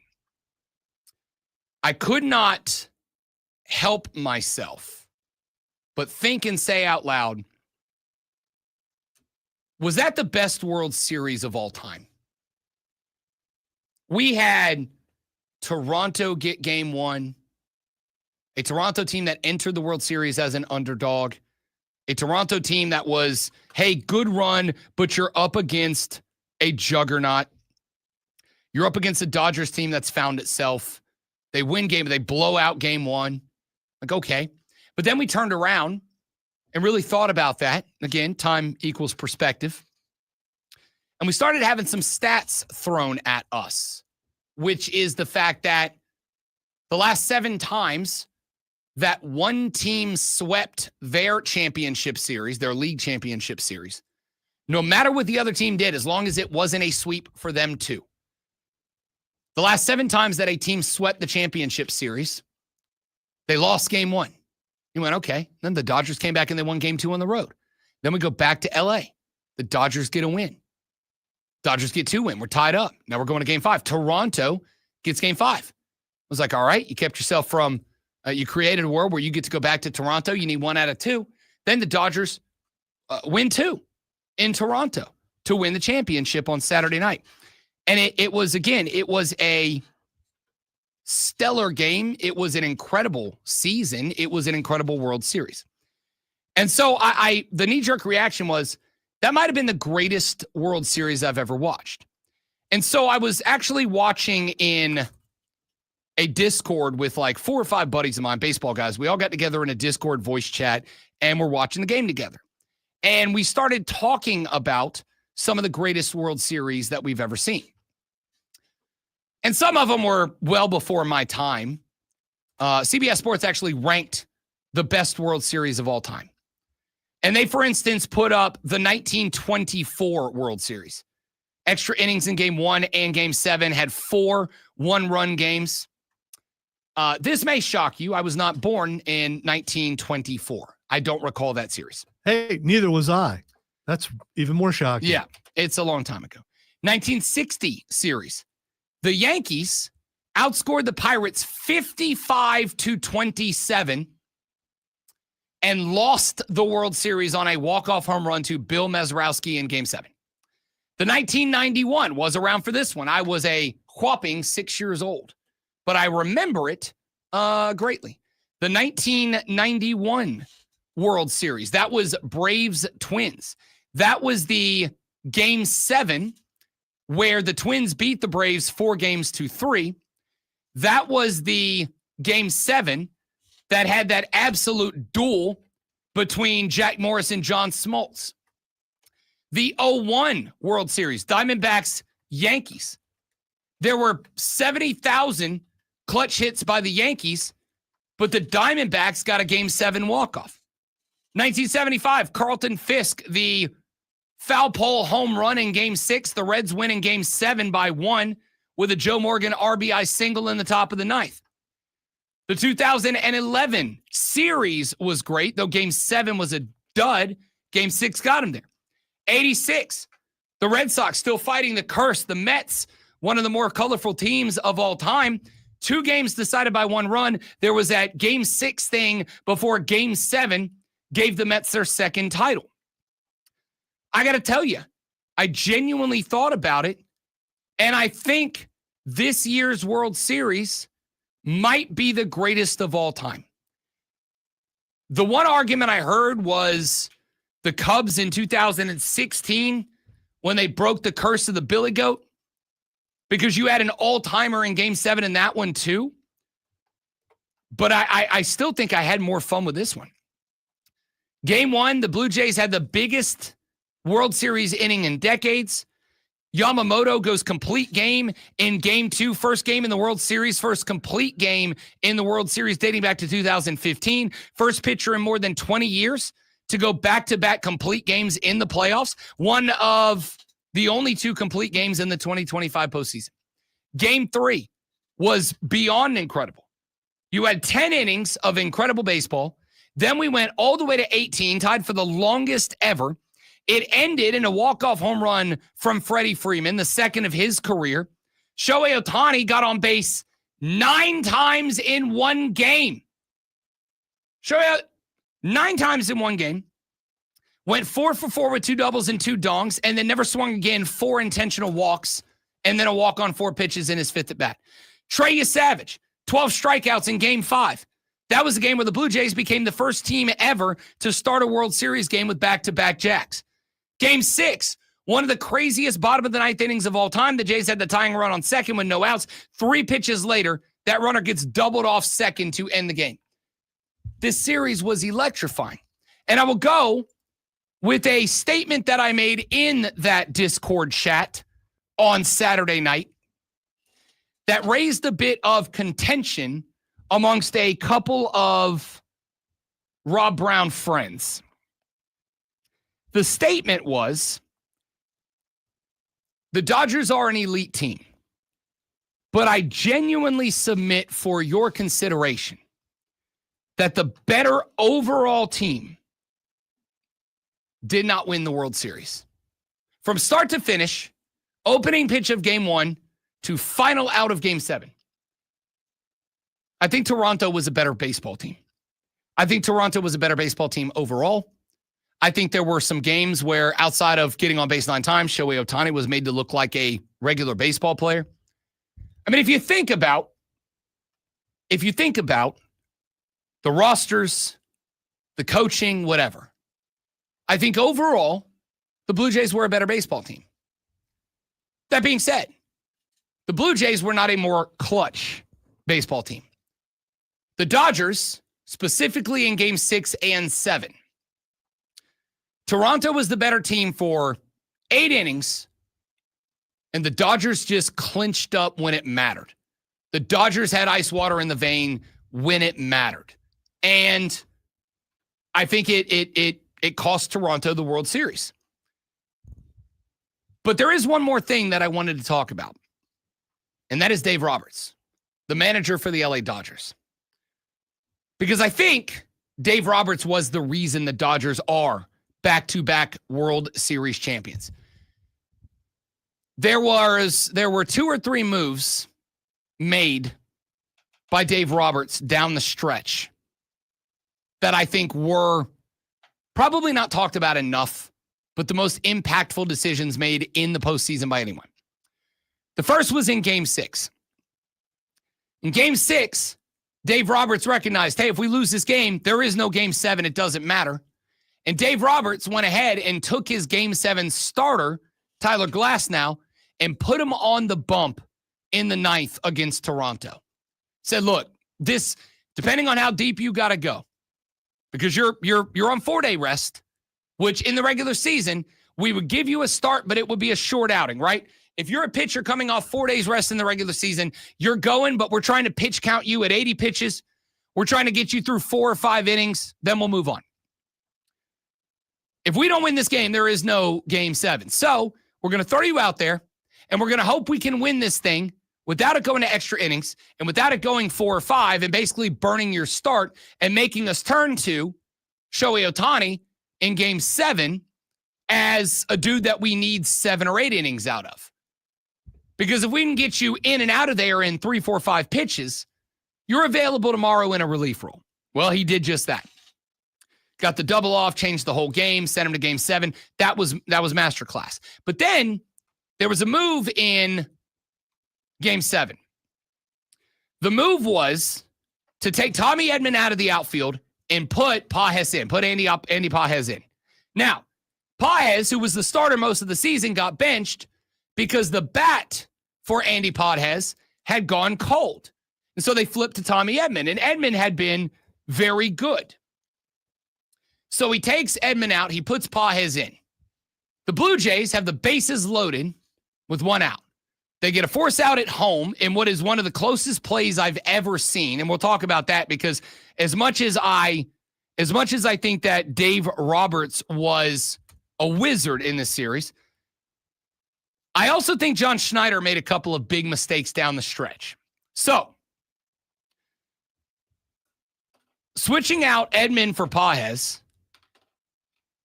because you wanted a little more speed in the outfield, and more importantly, you wanted a big arm out there to give yourself a chance to keep the Blue Jays from getting a walk-off. You get to the second out, deep fly ball to left field. Kike Hernandez is out there. Andy Paez is out there in center. They are racing to the ball, and me and the boys on the chat are like, ball game, World Series Blue Jays.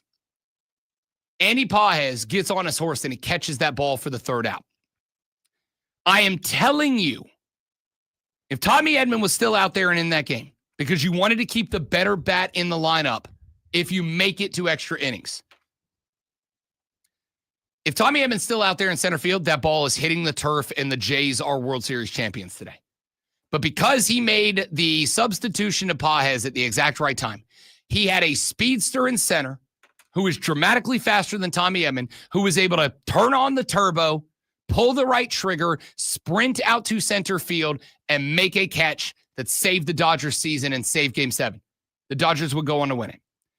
There was also another spot, and it was pointed out by both Madcraft and Jim in the chat. Jim said Yoshi going on 0 days rest was a bold strategy. Madcraft said testicles of adamantium from Roberts right there. He had faith in Ohtani and Yamamoto and Snell. Also that is correct. There's a lot of guys that I do not know would have loved the concept of running those guys out on 0 or 3 days rest. But he trusted the boys. He said, we think you've got the stuff to get this done, and the boys got it done. The LA Dodgers did not win this series because they were a better baseball team. The LA Dodgers won this series because Dave Roberts was a better manager than John Schneider. And I'll give you one more reason that I believe that to be true. On that bases loaded force out at home that would have ended the game and won the World Series, the Blue Jays had their runner on third.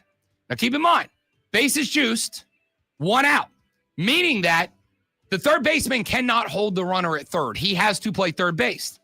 And they've got Kina Faleva on third base. He takes about a 12-inch lead. He is not leading off third. There's nobody holding you. You should be taking a lead that has you damn near home. If that man takes a lead that is one step further, the Blue Jays are World Series champions today.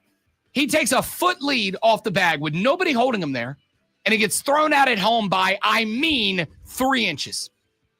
If he takes one more step of a lead, certainly if he takes a 4, 5, 6 foot lead as he should have, the Jays are world champs. And what I don't understand is how John Schneider is not on the field screaming, take a bigger lead. No one is holding you at third. Take a bigger lead. If the third baseman comes over for the pickoff, we will yell at you. Take a bigger lead. But he didn't do that. I think it was some minor mistakes from Schneider and a masterclass of management from Dave Roberts that are the reason the Dodgers went from Tokyo to Toronto and claimed the back-to-backer. When we come back, quick thoughts on the NASCAR championship. Kyle Larson is your 2025 champ. We'll get to what the X is going on and your thoughts on the way out the door. The Rob Brown Show is on the radio. It is the Fan Upstate. QC. All right, guys, when we're live, when we're back, stay right there for me, please, and thank you.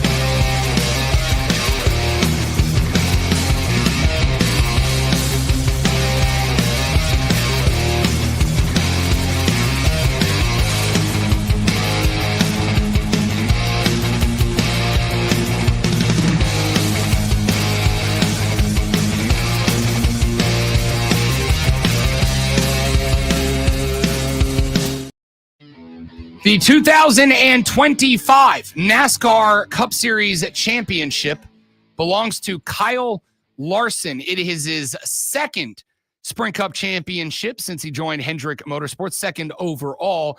Was able to outpace Denny Hamlin, who was the second place finisher in the championship run. Ryan Blaney was your race winner at Phoenix yesterday. You know, there's this weird spot that we are in right now. Because I said a few weeks ago, and by we, I mean NASCAR fans, a couple of weeks ago, courtesy of one Dale Earnhardt Jr., we were having this conversation about a problem that NASCAR has, that I agree that NASCAR has. The problem being that NASCAR has created this world where, because they did not want to have final races of the season that didn't mean anything. And there were a number of years where the final race of the season, there was no drama because the championship had already been decided. The championship winning driver entered the final race of the season having already won. There was mathematically no way for anyone else to overtake him in the final race of the season. And so Dale Earnhardt Jr. said, he wasn't endorsing it, but he said, if you want to do away with that, the way to handle it is to go back to the old format where you either had the chase for the cup or you had the entire season was the playoffs. You got your points throughout the course of the season, and at the end of the year, whoever finished with the most points was your NASCAR Cup Series champion. And I said, I actually agree with Dale. And I want to be clear, I still agree with Dale today. I think we go back to the old format where every race was worth a certain amount of points, and at the end of the year, whoever had the most points was your Cup Series champion. Because what I don't like is when we have a race in June that effectively becomes irrelevant. And it's not that it's irrelevant because any driver can win that race and punch their ticket, or any driver can use that race to get enough points to be an at-large driver who gets in after all of the race winners over the course of the year. But what I also don't love is when we get to the final race and there are only 4 guys who can win it. Because while it should be absolute electricity with 4 guys gunning for the checkered flag and a chance to win the NASCAR Series season championship. What I don't love is that those other 4 guys can absolutely have their day ended by any of the other 26 guys on the course who can't win a championship that day. And that in and of itself, because NASCAR is such a chaotic sport, that in and of itself isn't the bad part of it. To me, the bad part of it is that 26 other guys can do this, and the spot you find yourself sitting in is a guy who had a killer season loses his shot because guy pops him in the back, pops a tire, and now he's out of the race. William Byron. Or another spot. And granted, this is part of racing, but Denny Hamlin, who has not won a season championship yet and was 5 or 6 spots ahead of Kyle Larson, was going to, if not outright win the race, win the championship. But William Byron has a tire go down. He hits the wall. Caution comes out. We've got to go to overtime. Because Denny Hamlin was out there with the perfect strategy to finish the 500 miles. Not the perfect strategy to have to run 2 more laps. He had the perfect strategy to finish the race as it was drawn up. He did not have the perfect strategy to finish the race if it went to overtime. And that is, again, with the system we have in place, that is absolutely a risk that you take. But Byron draws out the yellow flag. We go to overtime. Because his tires were bald at that point, Denny Hamlin has to take 4 tires. Kyle Larson only needs 2. Larson goes to 5th. Hamlin drops to 10th. Now there's 2 laps for Denny Hamlin to have to make up 5 spots with 3 cars between him and the guy in 5th that he then also has to pass. 2 laps on that shorter track, not enough time to make that happen. He loses the championship on the way out the door. I think we should go back to the full season championship playoffs. From the Daytona 500 till the last race at Phoenix or Homestead, Miami, or wherever it's going to be, every race should matter as much as every other race, and right now I don't feel like they do. However, that was a damn entertaining finish of the race. It really was.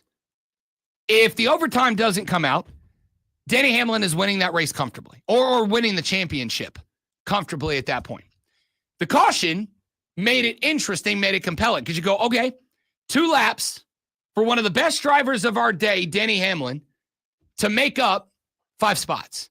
To catch Kyle Larson and pass him, he's got 2 laps to do it. On a track that, and this is why I do love Phoenix, on a track that probably lets you be the most creative you can be on any track on the circuit. Remember, it's got the banks in, 2, 3, and 4, but you can go race down on the inside, down on the flat if you want. It is the most creative racetrack in the game, which is why I like that it is the last race of the year. But 2 laps isn't enough to make that happen. As soon as Denny Hamlin and his crew chief, who made a call to run it for the number of laps required, 319, they made a plan to run 319 laps to win the race or win the championship. And it was the perfect plan. But because somebody outside of the race, well, William Byron was not, but because of a number of spots outside of the race, the caution comes out, and Denny Hamlin, who was the best racer of the day, led 208 laps of 319. Best racer of the day, because he planned for 319 and not 321, loses the championship at that spot. That's not ideal. So it was a very compelling finish to the race, and I also don't love the way that the championship was decided. I think we still ought to, even after how good that was. Even if we risk a world in which NASCAR's final race of the season is its least watched because of the fact that it was compelling. There were 4 guys who could win it. Even if we enter the final race of the year at Phoenix or Homestead, Miami, or wherever, with the championship already decided, I still think we should go back to the old system, because I do not think that the best racer was able to win a championship yesterday. Mike said, good morning, guys. Easy solution for NASCAR. 2 races on the final day, championship race, top 10, and whoever won a race during the season, second race, everybody else. And the second race, everybody else, nobody cares about. That's what they were trying to prevent in the first place. Will said, I also think they need to do away with the win and you're in rule to get into the playoffs. You should be top 16 in points. I agree with that, Will. Just do a thing where if you win, you get the biggest amount of points. If you win, you get 50 points, which pretty much locks you in. But if you have 10 or 12 other races where you suck and another guy gets a bunch of top 10s, he can take your spot. I agree with that. But let's just do the whole season long and make every race feel that way. And now, the Rob Brown Show presents Twitter. All right, time for me to tell Rob what is Xing, what is trending in the world today, and he will let us know why. The first thing that is Xing is Will Muschamp.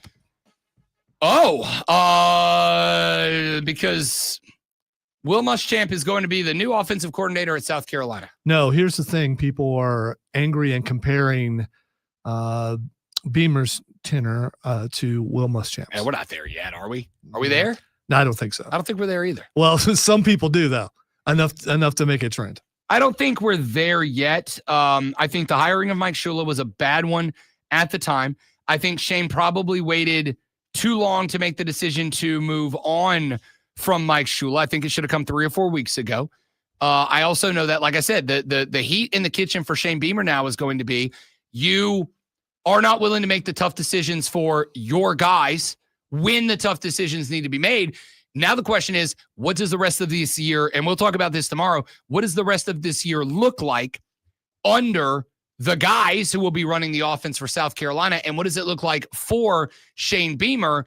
Is he going to be able to make the tough decisions that need to be made now after pulling the trigger on Mike Shula? I'm not ready to say we're in Muschamp territory because I have some level of faith Shane Beamer can succeed. The next dance Xing is Jey Uso. Jey Uso Xing because his match with CM Punk at Saturday night's main event, which I did watch, was bad. It was a bad match. It was just a bad match. It was bad. It was all of the things that I have been saying. I love Jay. I love that a Pensacola guy's in the house. I love that somebody from my neck of the woods was champ. I love the character, the attitude, and all that. Jey Uso is not a good singles wrestler. And if you can't make 47-year-old CM Punk, if you make that guy have to carry you for that entire match as he did, I got to tell you, I'm sorry. Like, I felt bad because he put up an Instagram story, which was a picture of him sat down on the ground with Punk holding the belt up, and it said, "You win," middle finger emoji. It's like, buddy, they're not coming after you because they don't like you. We all want to like you. I like yeeting all over a building as much as you do. You're just not, you weren't there. That's a match that should have been one that you spent weeks preparing and getting ready to put on the match of your life, and you very clear you can't take a neck breaker. The speculation on X, and the reason why it's Xing, that he may have been imbibing, and that's the reason why. And there are comparisons between him and Jeff Hardy. If that is the case, with TKO in charge, I'm not going to say that that's the end of Jay's career. I will say, after everything that happened with Jeff Hardy back in the day, it'll be the end of main event Jey Uso. He will go back. You will either be in a tag team with your brother, or you will be a low card, come out, let the kids yeet, have some fun, take your L and go away for a couple of weeks kind of guy. All right, mixed feelings about this next one for me. Joey Bosa is Xing. I don't know why Joey Bosa is Xing. Because he was all over Patrick Mahomes. Oh, just because he was kicking ass. Yeah, he was. Okay. He was a one-man army that they couldn't seem to contain except for like one play. Yeah. And they had to trick him. And that's the only way they were able to contain him. Yeah. Bills win over the Chiefs yesterday, which, again, we talked about this. Like, no surprise, the Bills always win in the regular season over the Chiefs. That's not the one that matters. What I will say is this. I think you got a great game. A lot of contention about some hits on both quarterbacks that may or may not been when late. a certain referee was going to be there, knew it was going to be rough and that Mahomes going to take a beating, and he did. Bill, son of a Vinovich. And no, it wasn't him. No, that's just the only one I get mad at. Yeah, it's Chad Shavers or whatever. Anyway, so that's the reason why he's Xing. The next thing it's Xing is Chelsea Green. Chelsea Green. Let me tell you something. Chelsea Green is Xing because she just should be Xing all day, every day. There's a major reason. She's the best. She's Xing. Yes, there is a major reason. Which is that after the show on Wednesday, Chelsea Green will be joining Lonzo and I for an after-show discussion, which we will play for you coming up on Thursday. Ladies and gentlemen, we are all Patriots. The legendary, the iconic Chelsea Green going to join Zoe and I on Wednesday. Not only is she going to join us, but I'm sure she'll be sporting her brand new belt that she won with Ethan Page, the new AAA mixed tag team champ. Ladies and gentlemen, allow me to say this. The Rob Brown Show bump is in play the second you sign up for the show. Wow. We're claiming credit. Chelsea Green's got a new strap, and it's because of the preemptive Rob Brown Show bump. Now, if she doesn't show up on Wednesday, she will lose the belt next time out. Book that. The Rob Brown Show anti-bump is real. She's going to be here. Don't put that on her. No, I'm not. Don't put that on us. I am really looking forward to this. I think I'm not even kidding. I didn't think you would throw that out there. I was just I can't help it. I'm too excited. Okay. I've told everybody I know, so it's like not really a secret. I am also going to tell you right now, I may or may not have gone out and found myself a pair of black aviators to rock the entirely black suit on the show when she joins us on Wednesday. Come on. I want to be in the Secret Service. Okay. I don't know if I'm allowed to be. Okay, well, but I'm going to petition Chelsea Green, America's favorite Canadian, to allow me to join the Secret Service. Hey, that's it. Thanks for being here. Hope you enjoyed the show. If you didn't, it's your own fault. You got bad taste in radio. Come back tomorrow as we do Monday on a Tuesday because there's still a lot we haven't gotten to, even after 4 hours of greatness on the Rob Brown Show in the Fan Upstate. Later. I don't know. I have heard nothing to the contrary, Will, that Chelsea Green is just an absolute stellar human being, and I'm very excited about the conversation. I got to be honest. With a lot of wrestlers that we have on the show, I got a pretty good idea of like most of the questions that I want to ask. There is so much for Chelsea Green. I have zero idea where I want to start. Just no idea where I start, no idea where I go. And I will also say trust me, I have some really good ones that I will never ask. So, I mean, that I told my family, I'm going to ask this. Oh, you better not ask that. I was like, I'm not really going to ask that. When we finish with a lot of wrestlers, usually either by the wrestlers themselves or by their managers / handlers, who are the ones that usually set up and initiate and get them on and blah, blah, blah, blah, blah. Most of the time, I won't say most of them, a lot of the time, we get a comment or a follow-up email or something from people that go, that was great. It felt like a conversation more than an interview. We didn't feel like you were like running a risk where we were going to be like, okay, or are they going to like try to ask a bad question we have to censor or whatever. Like, never had that. Usually what we get is, that was an awesome conversation. You made it engaging in conversation, not just like, here is a list of pre-scripted questions, whatever. It's always great. With Chelsea Green, I have right now today 0 scripted questions other than, how did a Canadian become the greatest living American? I don't know what to ask her outside of that. Again, I have questions in mind. I haven't written them down yet, but that could change depending on how she is. I have heard from multiple people that Chelsea Green might be the nicest person in the game, and I'm excited about it. I really am. All right, that's it for I Gotta Run. Y'all y'all have a good day. I was about to say y'all be easy, which is like I'm leaving the bar take. Y'all be easy. Enjoy the rest of your day. We'll see you back here tomorrow. Tell your friends about us. We want to get rich and retire. Goodbye.